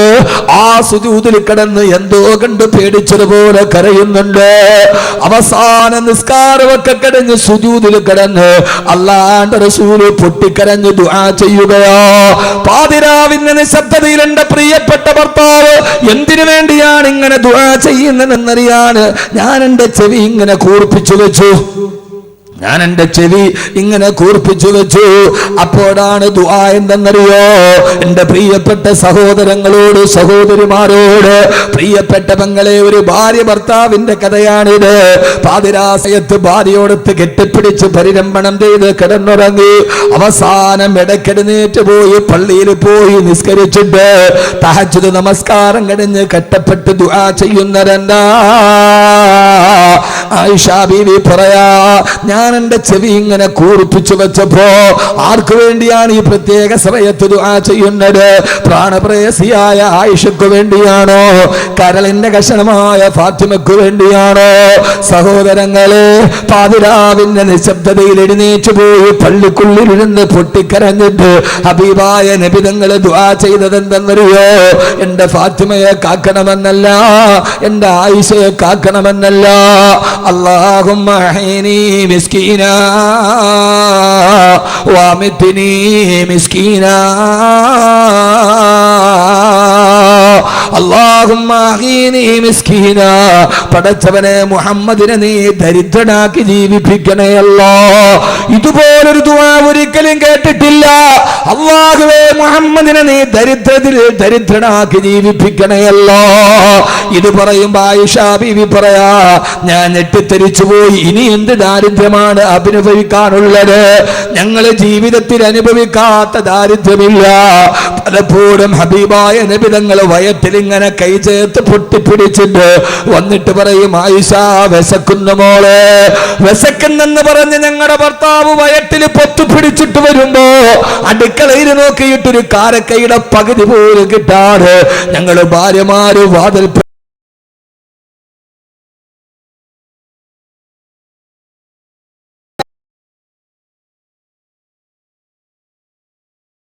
ില്ലാതെ ഞങ്ങൾ ഭാര്യമാര് എത്രയോ പ്രാവശ്യം ഏങ്ങി കരഞ്ഞിട്ടുണ്ട്. ഉപ്പളയിലെ പെങ്ങള് ഭർത്താവ് വന്നിട്ട് വിശക്കുന്നെന്ന് പറയുമ്പോ ഒരു നേരം കൊടുക്കാനില്ലെങ്കിലും അടുത്തൊരു നേരമെങ്കിലും കൊടുക്കാനുണ്ടല്ലോ. ഇത്രയേറെ ദാരിദ്ര്യം അനുഭവിച്ചൊരു കുടുംബത്തെ നമ്മൾ കണ്ടിട്ടില്ലല്ലോ. ഹബീബായ നബി തങ്ങൾ പറയുമ്പോ ഞങ്ങൾ ഇങ്ങനെ പൊട്ടിക്കരയുന്നത് കാണുമ്പോ അടുത്തു വന്നിട്ട് പറയും, നിങ്ങൾ കരയണ്ട, ഞാനൊന്ന് സുന്നത്ത് നോമ്പ് പിടിച്ചോളാമെന്ന് പറഞ്ഞിട്ട് ഞങ്ങൾ ആശ്വസിപ്പിക്കാറുണ്ട്. ഇബ്നു അബ്ബാസ് റളിയല്ലാഹു അൻഹു പറയാ, ഞാൻ പലപ്പോഴും ഇശാ നിസ്കാരം കഴിഞ്ഞ് അല്ലാഹുവിന്റെ റസൂലിന്റെ വീട്ടിൽ പോകുമ്പോ ഹബീബായ നബി തങ്ങൾ ഉറങ്ങിക്കിടക്കുന്നത് ഞാൻ കണ്ടിട്ടുണ്ട്. എങ്ങനെയാണ് ഉറങ്ങുന്നതെന്നറിയോ? താവിയാ, തന്റെ കാൽമുട്ടുകൾ വയറ്റിലേക്ക് ചേർത്ത് വെച്ചിട്ട് കൊഞ്ചു ചുരുണ്ട് കിടക്കുന്നത് പോലെയാണ് ഹബീബായ നബി തങ്ങളും ഭാര്യമാരും കിടക്കുന്നത്. ഇതൊക്കെ നിങ്ങളോട് പറഞ്ഞാൽ മനസ്സിലാകുമോ എന്നറിയില്ല. എന്നാണ് കൊഞ്ചു ചുരുണ്ട് കിടക്കുന്നത് പോലെ കാൽമുട്ടുകൾ വയറ്റിലേക്ക് ചേർത്ത് വെച്ച് കിടക്കുകയാ. ഇബ്നു അബ്ബാസേ, എന്തിനാണ് നബി സല്ലല്ലാഹു അലൈഹി വസല്ലമയും ഭാര്യമാരും എന്തിനാണ് അങ്ങനെ കിടക്കുന്നതെന്ന് ചോദിച്ചപ്പോ ഇബ്നു അബ്ബാസ് റളിയല്ലാഹു അൻഹു പറഞ്ഞ മറുപടി, വലാ തജിദ് ലഹും അശാ. അവർക്കൊരൊറ്റ ദിവസം പോലും അത്താഴം കഴിക്കാനുള്ള ഭക്ഷണം ഉണ്ടായിരുന്നില്ല. പാതിരാ സമയത്ത് ഉറങ്ങുന്ന നേരത്ത് ഭക്ഷണം കഴിക്കാനില്ലാതെ വയറൊട്ടി കിടക്കുമ്പോ ഉറക്കം വരാതെ കാൽമുട്ടുകൾ പള്ളയിലേക്ക് ചുരുട്ടി കേട്ടി വെച്ചിട്ട് കിടന്നുറങ്ങുന്ന ഹബീബായ നബി തങ്ങളെയും ഭാര്യമാരെയും ഞാൻ കണ്ടിട്ടുണ്ട്. കുപ്പളയിലെ പെങ്ങളെ, നിനക്ക് ചിന്തിക്കാൻ കഴിയോ? നമ്മുടെ ജീവിതത്തിൽ ഇങ്ങനെ ഒരു അവസ്ഥ നമ്മൾ കണ്ടിട്ടുണ്ടോ? ഇങ്ങനെ കിടന്ന് രാത്രിയിൽ കഴിക്കാൻ ഭക്ഷണമില്ലാതെ കാൽമുട്ടുകൾ വയറ്റിലേക്ക് ചേർത്ത് വെച്ച് ഭാര്യമാരുടെ കൂടെ കിടന്ന പ്രവാചകനാണ് സുജൂദിൽ കിടന്ന് ദുആ ചെയ്യുന്നത്. അല്ലാഹുമ്മ അഹ്യിനി മിസ്കീനാ വഅമിത്നി മിസ്കീനാ. പടച്ചവനെ, നീ എന്നെ ദരിദ്രനാക്കണേ അല്ലാ. ആയിഷ ബീവി പറയാണ്, ഇനി എന്ത് ദാരിദ്ര്യമാണ് ഞങ്ങൾ അനുഭവിക്കാറുള്ളത്, ഞങ്ങളും ദാരിദ്ര്യത്തിലാണ്. എന്റെ പ്രിയപ്പെട്ട സഹോദരങ്ങളെ, എന്താണ് കാരണമെന്നറിയോ? ഈ ജീവിതത്തെ ഒരു ജീവിതമായി ഖുർആൻ പരിഗണിച്ചിട്ടില്ല. ഇവിടെ എത്ര കഷ്ടപ്പെട്ടാലും അല്ലാഹുവിന്റെ പരലോകത്തെത്തുമ്പോ ചെറുപ്പക്കാരെ നമുക്ക് തല ഉയർത്തി നിൽക്കണ്ടേ. അതുകൊണ്ട് കള്ളിനോട് വിട, കഞ്ചാവിനോട് വിട, സിനിമയോട് വിട, ആഭാസങ്ങളോട് വിട, ഈ കാണുന്ന ദീനിന് നിരക്കാത്ത ആഭാസങ്ങളോട് വിട. ഇനി നമ്മൾ പുതിയ ചിന്തയിലേക്ക് നടന്നു പോവുക. ഈ ദുനിയാവ് സുഖിക്കാനുള്ളതല്ല, ഇത് ആസ്വദിക്കാനുള്ളതല്ല. പെങ്ങളെ, നിങ്ങൾ ജീവിതത്തിൽ ആഡംബരത്തെ കൊതിക്കുന്നുവോ? നിങ്ങൾ ഇവിടെ ഹറാമുകളെ കൊതിക്കുന്നുവോ? അല്ലാഹുവിற்கு സമ്പത്ത് കിടക്കുമ്പോ കല്യാണത്തിന്റെ പേരിൽ കോടികൾ ആടിത്തിമിറുക്കുന്ന, കല്യാണത്തിന്റെ തലേ ദിവസം ഗാനമേള നടത്തുന്ന, മഞ്ഞ കല്യാണം എന്ന പേരിൽ ആഭാസത്തെ വാരി വിടത്തുന്ന ഉമ്മായും ഉപ്പായും പ്രായബുദ്ധിയായ മകളുമൊക്കെ മഞ്ഞ വസ്ത്രം ധരിച്ചു അല്ലാഹുവിന്റെ ദീനിന്റെ ഔറത്ത് പോലും സൂക്ഷിക്കാറ് വീഡിയോ ടെലികാസ്റ്റിംഗ് നടത്തിയിട്ട് കല്യാണം ആർഭാടമാക്കുന്ന പെങ്ങളെ, കല്യാണം ആർഭാടമാക്കുന്നവരെ മാറണ്ട മോനെ. ഓമൽ ഹയാത്തു ദുനിയാ ഇല്ലാ മതാഉൽ ഗുറൂർ. ഈ ദുനിയാവ് നിങ്ങളെ ചതിക്കുമേ. അതുകൊണ്ട് ഈ ആഡംബരത്തിനോട് വിട പറയണം, ഈ അനാശാസ്യത്തിനോട് വിട പറയണം. ഇതൊക്കെ പറയുമ്പോ മൂര്യാക്കന്മാര് മൂരാച്ചികളാ, വാക്കവിമാര് പ്രസംഗിക്കുന്നതെന്തിനാ? അവരുടെ മേല് കുതിര കയറാനാണ് ആൾക്കാർക്ക് താല്പര്യം. ആരൊക്കെ പറഞ്ഞാലും ഞങ്ങൾ ഇത് ചെയ്യുമെന്ന് പറയുന്നവരോട് സമ്പത്തിന്റെ പേരിൽ അഹങ്കരിക്കുന്നുവെങ്കിൽ കാറൂനിനെ ഓർക്കുക, കുടുംബത്തിന്റെ പേരിൽ അഹങ്കരിക്കുന്നെങ്കിൽ അബൂലഹബിനെ ഓർക്കുക, സമ്പത്തിന്റെ പേരിൽ അഹങ്കരിക്കുന്നെങ്കിൽ കാറൂനെ ഓർക്കുക.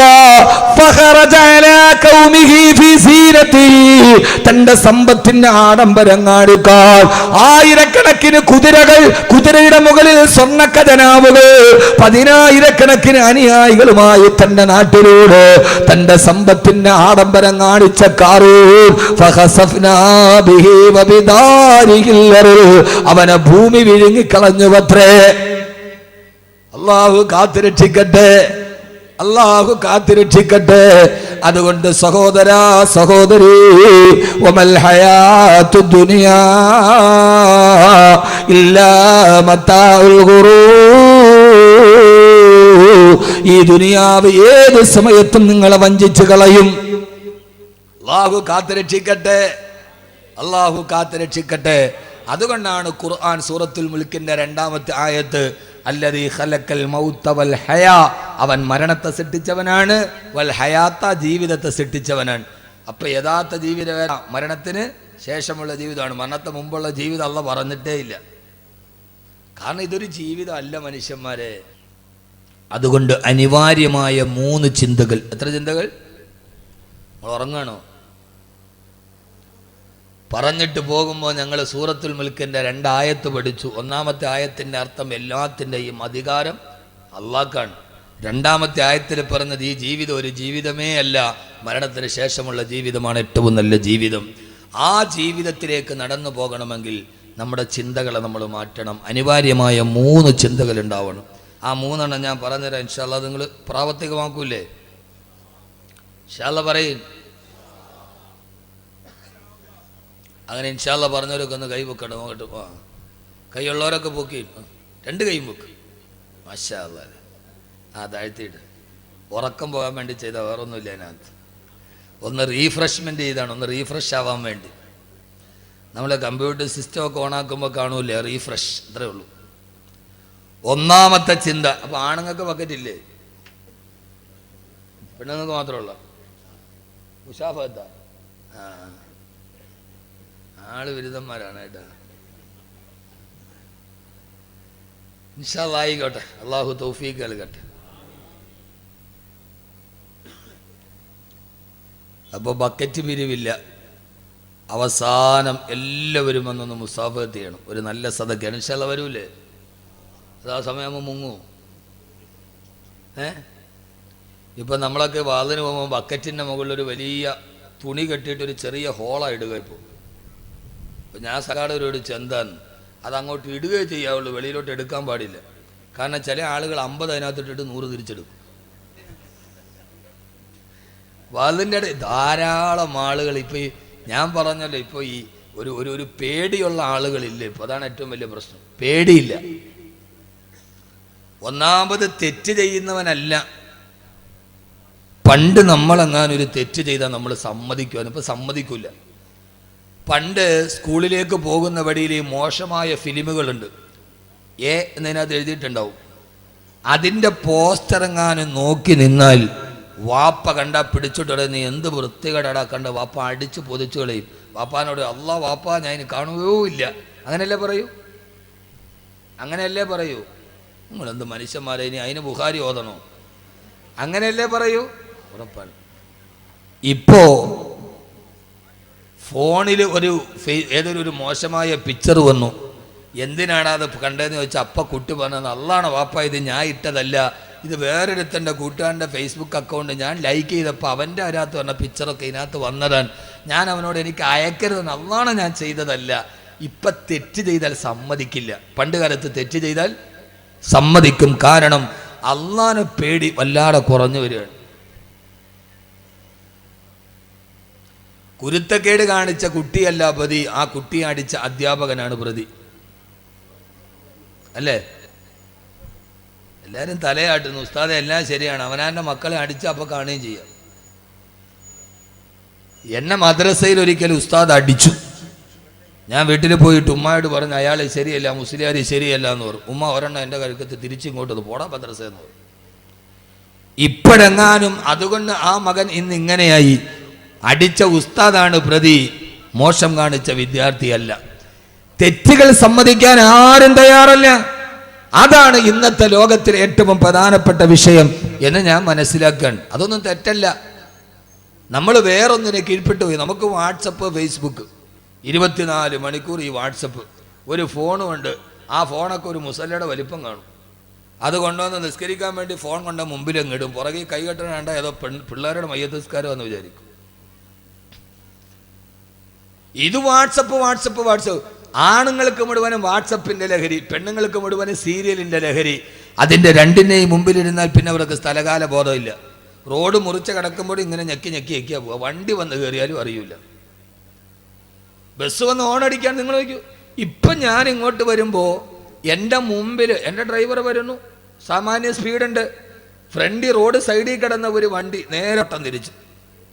എൻ്റെ ഡ്രൈവർ നിർത്താതെ അടിച്ചിട്ടും അവൻ വട്ടം തിരിക്കാൻ. അടുത്ത് വന്ന് ഒരു വ്യക്തി ചവിട്ടിയിട്ട് നോക്കുമ്പോൾ അവൻ ഒറ്റ കയ്യിലാണ്, ഇതിനകത്ത് മൊബൈലാണ്. ആലോചിച്ച് നോക്കി. ഹോണിങ്ങനെ ഞെക്കി പിടിച്ചിട്ട് അവ അറിഞ്ഞിട്ടില്ല ഒരു ലഹരിയാണ് വാട്സപ്പ് എന്ന് പറയും. റോഡ് മുറിച്ച് കിടക്കുമ്പോൾ പള്ളിയിൽ നിസ്കരിക്കാൻ പറഞ്ഞാൽ അസ്സലാമു അലൈക്കും, വലൈക്കും അസ്സലാം. സലാം പറയാൻ ആളില്ല. മയ്യത്ത് കണ്ടാൽ സലാമില്ല. ഈ ഞെക്കല് തന്നെ. ഒരു ചെറുപ്പക്കാരൻ ഇങ്ങനെ ചാറ്റ് ചെയ്ത് നേരെ പോയി വീട്ടിൽ പോയി കയറി. അവൻ ഞെക്കി ഇങ്ങനെ പോയി നേരെ പോയി വീട്ടിൽ പോയി കയറി. ആ വീട്ടിൽ സീരിയൽ കണ്ടോണ്ടിരുന്ന പെണ്ണ് നേരെ ചായ ഇട്ടോണ്ട് ഇവന്റെ കൈ കൊണ്ട് കൊടുത്തു. പറഞ്ഞ മനസ്സിലായില്ല? ഞാൻ പറഞ്ഞെനിക്ക് മനസ്സിലായില്ല. ഇവൻ ഞെക്കി പോയി നേരെ പോയി വീട്ടിൽ പോയി കയറി. ആ വീട്ടിൽ സീരിയൽ കണ്ട് ലഹരി മൂത്ത പെണ്ണ് ചായ ഇട്ട് അടുക്കളയിൽ പോയി, ഫ്രണ്ടിൽ ആണുങ്ങൾ വന്നപ്പോൾ അടുക്കളയിൽ പോയി ചായ ഇട്ട് കൊണ്ടുവന്ന് അവൻ്റെ കൈ കൊടുത്തു. ഇവൻ ഞെക്കി പോയി കയറിയത് ഇവൻ്റെ സ്വന്തം വീട്ടിലുമല്ല, അവള് ചായ ഇട്ട് കൊടുത്തത് സ്വന്തം ഭർത്താവിനുമല്ല. അവള് വിചാരിച്ചത് എൻ്റെ ഭർത്താവാണെന്നാണ്, ഇവൻ വിചാരിച്ചത് എൻ്റെ വീടാണെന്നാണ്. യഥാർത്ഥത്തിൽ ഇതാണ് ഒരവസ്ഥ അല്ലേ? നിസ്കാരം കഴിഞ്ഞ സലാം വീട്ടിയാൽ ആദ്യം എല്ലാവരും കണക്കാണ്. നിസ്കാരം കഴിഞ്ഞ സലാം വീട്ടി ആദ്യം മെസ്സേജ് വന്നോ ഇല്ലയോ? ഇത് നമ്മളെ വല്ലാതെ കീഴ്പ്പെടുത്തുകയാണ്. നമുക്ക് ചിന്തിക്കാൻ സമയമില്ല. മരണത്തെക്കുറിച്ച് ചിന്തിക്കാൻ ഉണ്ടോ? ഇല്ല. മയ്യത്ത് കണ്ടു കഴിഞ്ഞാൽ പണ്ടൊരു മരണ വീട്ടിൽ പോയാൽ അടുത്തു നിന്ന് മാറി നിന്ന് കരയും, അല്ലാഹുവേ നാളെ ഞാനും ഇതേപോലെ പോകേണ്ടതല്ലേ? ഇദാ ഹമൽത ഇലൽ ഖുബൂരി ജനാസതൻ ഫയഖിം ബിഅന്നക ബഅദഹാ മഹ്മൂലു. പടച്ചവനെ നാളെ ഇതേപോലെ എന്നെയും കൊണ്ടുപോകുമല്ലോ. ഇത് മയ്യത്ത് കണ്ടു മാറി നിന്നിട്ട് ചിന്തിക്കാൻ സമയമില്ല. അതാണ് പുതിയ ലോകത്തിൻ്റെ ഏറ്റവും വലിയ വിശേഷം. മരണത്തെക്കുറിച്ച് ചിന്തിക്കാൻ പറ്റില്ല. ഭാര്യയെക്കുറിച്ച് ചിന്തിക്കാൻ സമയമില്ല, മക്കളെക്കുറിച്ച് ചിന്തിക്കാൻ സമയമില്ല. ഭാര്യ അവൾ പോട്ടെ, അടുത്ത് എനിക്ക് കിട്ടും. ഏതോ ഒരു ദർഗയ്ക്കടുത്തുള്ള കിണറ്റിൽ പൈസ ഇട്ടാൽ പൈസ ഇടുന്ന സമയത്ത് മനസ്സിൽ ഏത് കാര്യമാണോ ഉദ്ദേശിക്കുന്നത് അത് നടക്കുമെന്നാരോ പറഞ്ഞു. ആ ദർഗയിലെ പൊട്ടക്കിണറ്റിൽ പോയി പൈസ ഇട്ടു. ഇടാൻ നേരത്തൊരു വലിയ കാര്യം മനസ്സിൽ വിചാരിച്ചു. അടുത്ത് ഭാര്യയുണ്ട്. ഭർത്താവിട്ട പൈസ എവിടെ വീണു എന്നറിയാൻ ഭാര്യ കിണറ്റിലോട്ട് എത്തി നോക്കി. അവൾ നേരെ കിണറ്റിൽ വീണു. അപ്പോൾ ഭർത്താവ് പറയാണ്, പടച്ചോനെ, വിചാരിച്ച കാര്യം ഇത്ര പെട്ടെന്ന് നടക്കുമെന്ന് ഞാൻ വിചാരിച്ചില്ല എന്ന് പറഞ്ഞ മാതിരി ഈ വിചാരിച്ച കാര്യം ഇത്ര പെട്ടെന്ന് നടക്കുമെന്ന്. എല്ലാവർക്കും അവരവർക്ക് മറ്റൊരാൾ ഭാരമായി. ഞാൻ ചിരിക്കാൻ പറഞ്ഞല്ല, ഭാര്യയ്ക്ക് ഭർത്താവ് ഒരു ഭാരമായി. ഭാര്യയ്ക്ക് ഭർത്താവ് എന്ന് പറയുന്നത് സ്വർഗത്തിലേക്കുള്ള കവാടമായില്ല. ഭർത്താവിന് ഭാര്യ കടമകൾ വീട്ടേണ്ട അള്ളാഹു പറഞ്ഞ ഏറ്റവും വലിയ കടമയായില്ല. ഭർത്താവിന് ഭാര്യ ഏത് സമയത്തും ഒഴിഞ്ഞു പോകേണ്ട ഒരു ചരക്കായി. മാതാപിതാക്കൾക്ക് മക്കള് ഭാരമായി, മക്കൾക്ക് മാതാപിതാക്കള് ഭാരമായി. സഹോദര, ഞാൻ നേരത്തെ പറഞ്ഞു, അടുക്കളയിൽ നിൽക്കുന്ന അമ്മയെ പുറകിൽ നിന്ന് അടിച്ചു വീഴ്ത്തി മാറിടത്തിൽ ചവിട്ടിപ്പിടിച്ച് കഴുത്തിൽ ശാള് മുളുക്കി കൊന്ന് വലിച്ചോണ്ട് പോയി മകൻ അമ്മയെ കത്തിച്ച് ചാമ്പലാക്കി. നടുക്കം വിട്ടുമാറുന്നതിന് മുമ്പേ കൊല്ലം ജില്ലയിൽ നിന്ന് വാർത്ത, ഈ അമ്മ സ്രാവിൽ കടന്ന മകനെ വലിച്ച് താഴെയിട്ട് മകനെ പോയി കത്തിക്കരിച്ച് ചാമ്പലാക്കി. അമ്മ പുശാചുക്കൾ പാർക്കുന്ന വേതാള നഗരം പോലെ ഈ ഭൂമി അതപ്പതിച്ചു പോകുമ്പോ, ഈ ഭൂമിയിൽ മനുഷ്യന്മാരില്ല, രാക്ഷസന്മാര് വാണരുടുമ്പോ, ഓരോ ദിവസവും ഓരോ വാർത്തകൾ നമ്മുടെ ചെവിയിലേക്ക് കടന്നു പോകുമ്പോ, സഹോദര, ഇനി ഈ ലോകത്ത് ഏറ്റവും നല്ലവനായി ജീവിക്കണോ? അനിവാര്യമായ 3 ചിന്തകൾ നമ്മുടെ മനസ്സിലുണ്ടാവണം. അക്കമിട്ട് പഠിച്ചോളുക. 1, അള്ളാഹു എന്നെ കാണുന്നുണ്ടെന്നുള്ള ബോധമുണ്ടാവുക. ഓരോ ആണിനോടും പെണ്ണിനോടും വിനീതനായ വാക്കവിയുടെ വാക്കുകൾ കാണത്തി. ഒരൽപ്പം കഴിയുമ്പോൾ നമ്മൾ പിരിയുകയാണ്. ആ സമയത്ത് നമ്മുടെ മനസ്സിലോത്തിരിക്കാൻ ഇനി മുതൽ നമ്മുടെ ചിന്തകൾ ഈ ചിന്തയാകണേ. 1, എന്റെ അള്ളാഹു എന്നെ കണ്ടുകൊണ്ടിരിക്കുന്നുണ്ട്. അന തഅബുദല്ലാഹ കഅന്നക തറാ ഫഇൻ ലം തകുൻ തറാഹു ഫഇന്നഹു യറാ. എന്റെ ചെറുപ്പക്കാരെ, ഈ ബോധം മനസ്സിലേക്ക് ചേർത്ത് വെക്കുക. അള്ളാഹുവിനെ ഞാൻ കാണുന്നില്ലെങ്കിലും അള്ളാഹു എന്നെ കണ്ടുകൊണ്ടിരിക്കുന്നുണ്ട്. എനിക്കെന്റെ റബ്ബിനെ പേടിയാ, എനിക്കെന്നെ അള്ളാനെ പേടിയാ. സഹോദര, ഈ പേടിയിലൂടെ നടന്നു പോകുമ്പോ എനിക്കെന്റെ റബ്ബിനെ പേടിയാ. ഈ ഉപ്പളക്കുന്നിലെ ഓരോ വീട്ടിലും ഇങ്ങനെ ഒരു ചിന്തയുണ്ടാവണം. ആണിനുണ്ടാവണം, പെണ്ണിനുണ്ടാവണം, മക്കൾക്കുണ്ടാവണം. പാതിരാ സമയത്ത് ഉമർ റളിയല്ലാഹു തആല നടന്നു പോകുമ്പോ, മോളെ പാലില് വെള്ളം ചേർക്കോളെ. ഉമ്മ, ഉമർ കാണില്ല ഉമ്മ. മോളെ, ഉമർ റളിയല്ലാഹു തആല ഉറക്കമാണല്ലോ. ആരും അറിയാതെ പാലില് വെള്ളം ചേർക്കാൻ കൗമാരക്കാരിയായ സുന്ദരി പെണ്ണിനോട് പറഞ്ഞപ്പോ ആ പെണ്ണ് ചോദിച്ചൊരു മറുപടിയുണ്ട്. ഉമ്മ, ഇദാ കാന ഉമറു നായിമൻ ഫറബ്ബു ഉമറു യഖ്ലാ. ഉമർ ഇറങ്ങിയാലും ഉമറിന്റെ റബ്ബ് ഇറങ്ങില്ലല്ലോ ഉമ്മ. ഉപ്പളക്കൊന്നിലെ വീട്ടിൽ ഈ കൗമാരക്കാരി ഉണ്ടാവട്ടെ. ഉമ്മ തെറ്റ് ചെയ്യാൻ പോകുന്ന സമയത്ത് ഉമ്മയുടെ കൈ പിടിച്ചിട്ടുമ്മ, അള്ളാനെ പേടിക്കണേ ഉമ്മ, അള്ളാനെ പേടിക്കണേ ഉമ്മ. ഉപ്പാനെ ചതിക്കല്ല ഉമ്മ, ഗൾഫിൽ നിൽക്കുന്ന ഉപ്പാനെ ചതിക്കല്ല ഉമ്മ, അള്ള കാണുന്നുണ്ടുമ്മ എന്ന് പറയുന്ന കൗമാരക്കാരി +1 പഠിക്കുന്ന, +2 പഠിക്കുന്ന, എഞ്ചിനീയറിംഗിന് പഠിക്കുന്ന, ഹോസ്റ്റലിൽ താമസിക്കുന്ന, ആരുമില്ലാത്ത സമയത്ത് കോളേജിന്റെ ഇടനാടികളിൽ കാമുകനോട് സല്ലാപം നടത്തുന്ന, അന്യപുരുഷനുമായി ബീച്ചുകളിലൂടെ കറങ്ങി നടക്കുന്ന കൗമാരക്കാരിയിൽ നിന്ന് മാറി വീടിന്റെ ഉള്ളിൽ ഉമ്മ ഒരു തെറ്റ് ചെയ്യാൻ പോയാൽ ഉമ്മാടെ കയ്യിലേക്ക് കടന്നു പിടിച്ചിട്ടുമ്മ, അള്ളാനെ പേടിക്കണേ, ആഖിറത്തെ പേടിക്കണേ, ഉപ്പാനെ ചതിക്കല്ല ഉമ്മ എന്ന് തിരുത്തി കൊടുക്കാൻ കഴിയുന്ന കൗമാരക്കാര് ഉപ്പളക്കുന്ന് മുഹീദ്ദീൻ ജുമാ മസ്ജിദിന്റെ ഓരോ മഹല്ലിലെ വീട് എങ്ങനെയായി മാറണം. അല്ലാഹു തൗഫീഖ് നൽകുമാറാകട്ടെ. അല്ലാഹു തൗഫീഖ് നൽകുമാറാകട്ടെ. ഏത് തെറ്റ് ചെയ്യാൻ പോയാലും പാതിരാ സമയത്ത് ഞാൻ മദ്യപിച്ചാൽ എൻ്റെ ഭാര്യ അറിയില്ല, എന്നെ മക്കൾ അറിയില്ല, നാട്ടുകാരും അറിയില്ല, എന്നാലും എൻ്റെ റബ്ബറിയാതിരിക്കില്ലല്ലോ. കഹിനെ ലഗി ഹേ മേം സബ് ദർവാസ ബന്ദ് കർ ഡാലാ ലേകിൻ ബന്ദ് ന ഹോ ഗയി ഇഖ്ദർ ഖുദാ വാലാ. ആരുടെ വാതിലടഞ്ഞാലും അല്ലാഹുവിന്റെ വാതിലടയില്ലല്ലോ. ഏത് സമയത്തും മനസ്സിലൊരു ചിന്ത വേണം, അല്ലാഹുവേ ഞാനിനി മദ്യപിക്കില്ല, ഞാനിനി പലിശ വാങ്ങിക്കില്ല, ഞാനിനി ചൂതാട്ടം നടത്തില്ല. കാരണം നീ എന്നെ കാണുകയാണല്ലോ, നീ എന്നെ കാണുകയാണല്ലോ. ഇത് മദ്യപാനത്തിൽ മാത്രമല്ല, കുടുംബ ജീവിതത്തിലും അല്ലാഹുവിനെ കുറിച്ച് പേടിയുണ്ടാവണേ. ഈ അഹമ്മദ് കബീർ പറയുന്നത് മുഴുവനും ഖുർആനാണ്, ഖുർആനാണ്. ഒരു വാപ്പാന്റെ രണ്ട് മക്കൾ തമ്മിൽ തെറ്റിലാണ്, രണ്ട് സഹോദരങ്ങൾ തമ്മിൽ പകയാണ്. ആ സമയത്ത് ജേഷ്ഠനായ കാബീല് അനിയനായ നിരപരാധിയായ അനുജനോട് കൊല്ലാൻ വരുന്ന സമയത്ത് അനുജൻ ഹാബീൽ പറഞ്ഞ ഒരു മറുപടിയുണ്ട്. കാബീൽ അനുജനോട് അസൂയ മൂത്തിട്ട് ഒട്ടകത്തിന്റെ തോളല്ലുകൊണ്ട് തലയിലടിച്ചു കൊല്ലാൻ വരുമ്പോ, തന്റെ പ്രിയപ്പെട്ട ജേഷ്ഠൻ തന്നെ കൊല്ലാൻ വരുമ്പോ അനിയനായ ഹാബീൽ പറയുന്നൊരു മറുപടി ഖുർആൻ പറയുന്നുണ്ട് സൂറത്തുൽ മാഇദ. ലഇൻ ബസത്ത ഇലയ്യ യദക ലിതഖ്തുലനി മാ അന ബിബാസിത്തിൻ യദിയ ഇലൈക ലിയഖ്തുലക ഇന്നി അഖാഫുല്ലാഹ റബ്ബൽ ആലമീൻ. തന്റെ ജേഷ്ഠൻ തന്നെ കൊല്ലാൻ ഒട്ടകത്തിന്റെ തോളല് കൊണ്ട് അടിക്കാൻ വരുമ്പോ, പ്രിയപ്പെട്ട ജേഷ്ഠാ നിങ്ങൾ എന്നെ കൊല്ലാമെന്നാലും നിങ്ങളോട് ഞാൻ തിരിച്ചൊന്നും പറയില്ല. അതെനിക്ക് നിങ്ങളോട് തിരിച്ചു ചെയ്യാൻ അറിയാത്തത് കൊണ്ടല്ല, തിരിച്ചു ചെയ്യാൻ എന്റെ കൈക്ക് ആരോഗ്യമില്ലാത്തിട്ടല്ല, ഈ പറയുന്നത് പോലെ തിരിച്ചു പറയാൻ അനുജന് കഴിയാത്തത് കൊണ്ടല്ല. പക്ഷേ ഇന്നി അഖാഫുല്ലാഹ റബ്ബൽ ആലമീൻ. എന്റെ പ്രിയപ്പെട്ട ജേഷ്ഠാ, എനിക്ക് എന്റെ റബ്ബിനെ പേടിയോ.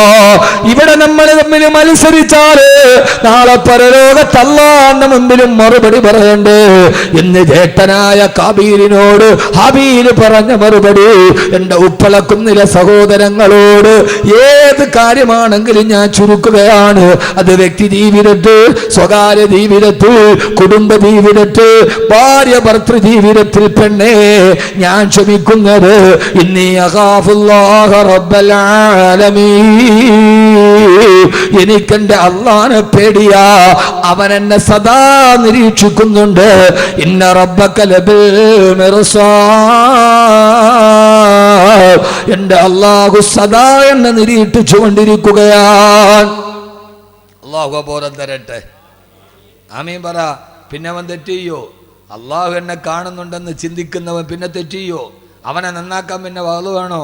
അവനെ നന്നാക്കാൻ പിന്നെ ഉസ്താദ് വേണോ? അവനെ നന്നാക്കാൻ അവൻ തന്നെ മതി. അതുകൊണ്ട് ഈ മൂന്ന് ചിന്ത പെണ്ണുങ്ങളെ, സഹോദരിമാരെ, അഹമ്മദ് കബീർ വാക്കവി ഒന്നും പറഞ്ഞില്ലെന്ന് പരാതി വേണ്ട. എൻ്റെ റബ്ബ് എന്നെ കാണുന്നുണ്ടെന്നുള്ള ബോധം, ചിന്ത മനസ്സിലുണ്ടാവുക. ഒന്ന്. ഇപ്പം എത്രണ്ണം പറഞ്ഞേ? ഒന്ന്. ഇനി അടുത്തേടാ. ഒന്ന് കഴിഞ്ഞാൽ പിന്നെ എത്രയാ? അങ്ങനെ പറ. രണ്ട്. എന്നാലും ഉറക്കം പോവും. ചുമ്മാ ഇരുന്ന് കേൾക്കാൻ എനിക്ക് വളരെ താല്പര്യമില്ല. ഞാൻ ഇങ്ങനെയൊക്കെയാണ്. അടുത്തത് രണ്ടാമത്തേത്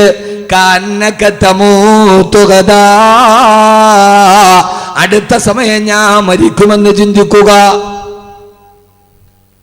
പിന്നെ വേറെന്താ വേണ്ടത്?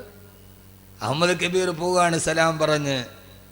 എൻ്റെയും നിങ്ങളുടെയും ചിന്ത, പറഞ്ഞവൻ്റെയും കേട്ടവൻ്റെയും ചിന്ത, അടുത്ത നിമിഷം ഞാൻ മരിക്കും. ഇതെൻ്റെ അവസാനത്തെ ഇശാ നിസ്കാരമാണ്. നാളത്തെ ഇശായ്ക്ക് ഞാൻ ഉണ്ടാവില്ല. അന്നത്തെ ഇശായ്ക്ക് എന്ത് തക്കവയായിരിക്കും? പടച്ചോനെ, ഇതെൻ്റെ അവസാനത്തെ സുബഹിയാണ്. ഞാൻ അടുത്ത സുബഹിക്ക് ഞാൻ ഉണ്ടാവില്ല. ആ സുബഹി എത്ര മനസാന്നിധ്യത്തോടെ നമ്മൾ നിർവഹിക്കും? അള്ളാഹു തൗഫീക്ക് നൽകട്ടെ. ആമീൻ പറ. ഞാൻ അതിനെക്കുറിച്ച് ഇന്നലെ സിറാജുദ്ദീൻ ഖാസിമി മരണമൊക്കെ പറഞ്ഞില്ലേ?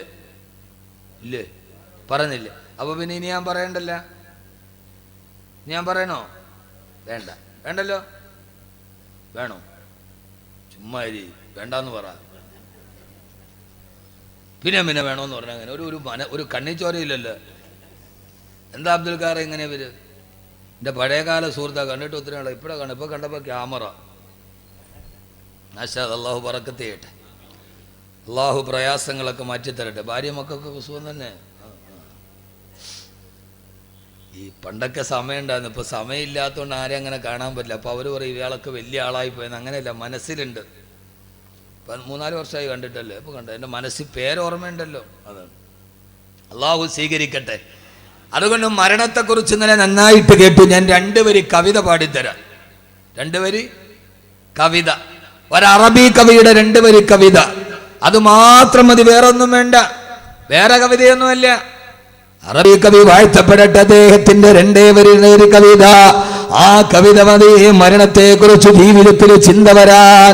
ഹലക്കൽ മുദാവി വൽ മുദാവാ വല്ലദി ജലബദ്ദവാബാഹു വൽ മുസ്തരി. അറബി കവി പാടിത്തരികയാണ്. ഹലക്കൽ മുദാവി വൽ മുദാവാ വല്ലദി ജലബദ്ദവാബാഹു വൽ മുസ്തരി. ഹലക്കൽ മുദാവി, ചികിത്സിച്ച ഡോക്ടറും മരിച്ചു. വൽ മുദാവാ, ചികിത്സിക്കപ്പെട്ട രോഗിയും മരിച്ചു. അല്ലദീ ജലബദ്ദവാ, ഇവർക്കും മരുന്ന് കൊണ്ടുവന്ന മെഡിക്കൽ റെപ്പ് മരിച്ചുപോയി. വബാഹു, ഈ മരുന്ന് വാങ്ങാൻ വന്ന കൂട്ടിരിപ്പുകാരനും, വബാഹു, ഇതിനെ വിൽക്കാൻ വിട്ട ഫാർമസിക്കാരനും മരിച്ചില്ലയോ? വൽ മുസ്തരി, അത് വാങ്ങിക്കാമെന്ന കൂട്ടിരിപ്പുകാരനും മരിച്ചില്ലയോ? ഇനി ആരാണ് മരിക്കാനുള്ളത്? ചികിത്സിച്ച ഡോക്ടർ മരിച്ചു, രോഗിയും മരിച്ചു. ഈ ഡോക്ടർക്ക് മരുന്ന് കൊണ്ടുവന്ന മെഡിക്കൽ റെപ്പും മരിച്ചു. വബാഹു, ഈ മരുന്ന് വിട്ട മെഡിക്കൽ സ്റ്റോറുകാരനും മരിച്ചു. വൽ മുസ്തരി, വാങ്ങിക്കാമെന്ന കൂട്ടിരിപ്പുകാരനും മരിച്ചു. മരുന്ന് കൊണ്ടൊരാൾ മരണത്തിൽ നിന്ന് രക്ഷപ്പെടുമായിരുന്നെങ്കിൽ രക്ഷപ്പെടേണ്ടത് ഫാർമസിക്കാരനല്ലേ? അവന്റെ അലമാരയിൽ ഇരിക്കാത്ത ഏതു മരുന്നാണുള്ളത്? എന്നിട്ടും മെഡിക്കൽ സ്റ്റോർ മുതലാളി മരിച്ചു പോയില്ലേ? പിന്നെ എങ്ങനെയാണ് സഹോദരങ്ങളെ മരണത്തിൽ നിന്നൊരാൾ രക്ഷപ്പെട്ടു പോവുക? അറബി കവിയുടെ ഈ വാക്ക് വാഴ്ത്തപ്പെടട്ടെ. ഹലക്കൽ മുദാവി വൽ മുദാവാ വല്ലദി ജലബദ്ദവാബാഹു വൽ മുസ്തരി. ഈ മരണത്തെ കുറിച്ച് ഓർമ്മിക്കുക. അള്ളാഹു തൗഫീഖ് നൽകി അനുഗ്രഹിക്കുമാറാകട്ടെ. ഏത് സമയത്തും മരണത്തെ ഓർമ്മിക്കുക. നമ്മുടെ വീട്ടിൽ മാറ്റമുണ്ടാകാൻ ഒരു ചെറിയ കാര്യം നിങ്ങൾക്ക് ഞാൻ പറഞ്ഞു തരാം. വീട്ടിലെ ഭർത്താവ് നന്നാവും, ഭാര്യ നന്നാവും, വീട്ടിലെ പെൺമക്കൾ നല്ലവരാകും, അവര് നിന്നെ ഹറാമ് ചെയ്യില്ല. ഒരു ചെറിയ കാര്യം നിങ്ങൾ ചെയ്താൽ മതി, നിങ്ങളുടെ വീട്ടിൽ അനിവാര്യമായ മാറ്റമുണ്ടാവും. ആ ഒരു ചെറിയ കാര്യം ഈ വിനീതം പറഞ്ഞു തരാം. ഇൻഷാ അല്ലാഹ് നിങ്ങൾ ചെയ്യുമല്ലോ, ചെയ്യില്ലേ? ഉറക്കെ ഇൻഷാ അല്ലാഹ് പറ. നിങ്ങൾ എന്തിട്ട് മനുഷ്യന്മാരാകുന്നത്? നിങ്ങൾ ഉറക്കെ പറ. നിങ്ങൾ പൈസ തരണ്ട, 1 ലക്ഷം നിങ്ങൾ തരണ്ട. ഏറെ വന്നാൽ ഒരു 250 രൂപ മുടക്കിയാൽ മതി. എത്ര വകല് പറഞ്ഞാൽ നന്നാവാത്തവര് നന്നാവും. അതിനെന്ത് ചെയ്യണമെന്നറിയോ? വൈകുന്നേരം ഇശാ നമസ്കാരം കഴിഞ്ഞ് വീട്ടിൽ പോകുമ്പോ എല്ലാവരും ഒരുമിച്ചിരുന്ന് ഭക്ഷണം കഴിച്ചു. ആ ഭക്ഷണമൊക്കെ കഴിച്ചിട്ട് കയ്യും കഴുകിയിട്ട് ഓരോരുത്തർ അവരവരുടെ കിടക്കറയിലേക്ക് പോകുന്നതിന് മുമ്പ് വീടിന്റെ മേശയ്ക്ക് ചുറ്റും എല്ലാവരും ഒരുമിച്ചിരിക്കണം. എന്നിട്ട് മകളോട് പറയണം, പൊന്നുമോളെ ഒരു പാട്ടുപാട്, പൊന്നുമോളെ ഒരു പാട്ടുപാട്. മോളെ കൊണ്ടൊരു പാട്ട് പാടിപ്പിച്ചാൽ മതി, നന്നാവും. അല്ലെ മോനോട് പറയണം, മോനെ ഒരു പാട്ടുപാട്. ആ നാട് മുഴുവൻ നന്നാവും, വീട് മുഴുവൻ നന്നാവും. നിങ്ങൾ എന്നെ അന്തം വിട്ട് നോക്കണല്ലോ മനുഷ്യന്മാരെ. പാട്ടുപാടി നന്നാക്കാനാ. അറിഞ്ഞൂടെ പാട്ട്?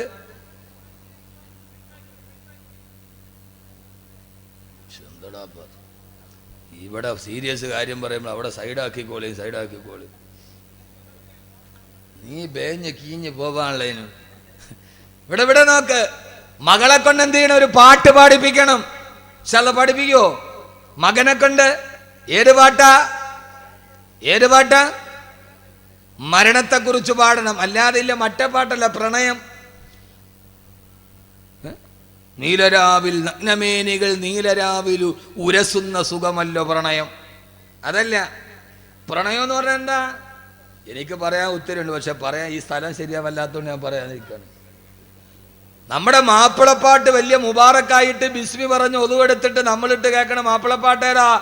നീലരാവിൽ നഗ്നമേനികൾ ഉരസുന്ന സുഖമല്ല പ്രണയം എന്നാരാടാ മോനെ പറഞ്ഞത്? പരിപൂർണ നഗ്നമായ രണ്ട് ശരീരം തമ്മിൽ ഉരസുമ്പോൾ ഉണ്ടാകുന്ന വികാരമാണ് പ്രണയമെന്നാണ്. ഏത്? എനിക്കിപ്പോൾ അത് എഴുതിയവൻ കേസ് കൊടുത്താലും ഡയറക്ടേഴ്സ് എനിക്കത് പുല്ലാണ്. അങ്ങനെയല്ലേ പാട്ട്? അങ്ങനെയല്ലേ? ഓ കഷ്ടം. മുത്തക്കീങ്ങളൊന്നും അറിഞ്ഞൂടാ അവർക്ക്. നിങ്ങൾ ഇരിക്കണ ഇരിപ്പ് കണ്ട ഇവർക്ക് ഇതൊന്നും അറിഞ്ഞൂടാ. മുത്തക്കീങ്ങൾ ഖുർആൻ മാത്രമേ അറിയാവൂ. മാപ്പിളപ്പാട്ടാണ്. മാപ്പിളപ്പാട്ട്. നഗ്നമേനികൾ നീലരാവിൽ ഉരസുന്ന സുഖമല്ല പ്രണയം എന്ന് പുതിയ കവി. എന്നാ പഴയ കവി എങ്ങനെയാണ്? കാമുകി ചോദിക്കാൻ രമണം പോലും പറഞ്ഞിട്ടില്ല. അങ്ങനെ രമണം പോലും, ചങ്ങമ്പുഴയുടെ രമണം പോലും പ്രണയത്തെ നിരാകരിക്കുകയാണ് ചെയ്തത്. കാനനച്ചോലയിൽ ആടുമേക്കാൻ ഞാനും വരട്ടെയോ നിന്റെ കൂടെ.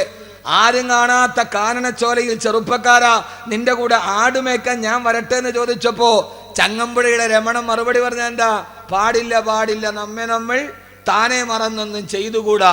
പഴയകാലത്തെ സിനിമാ പാട്ടിൽ പോലും നിങ്ങൾ എന്നെ ഓർക്കണ്ട, ബാക്കവി ഇപ്പൊ സിനിമാ പാട്ട് പറയണമെന്ന്. എൻ്റെ വായനയുടെ ലോകം വിശാലമാണ്. വിമർശനങ്ങൾ എനിക്ക് പേടിയേ ഇല്ല.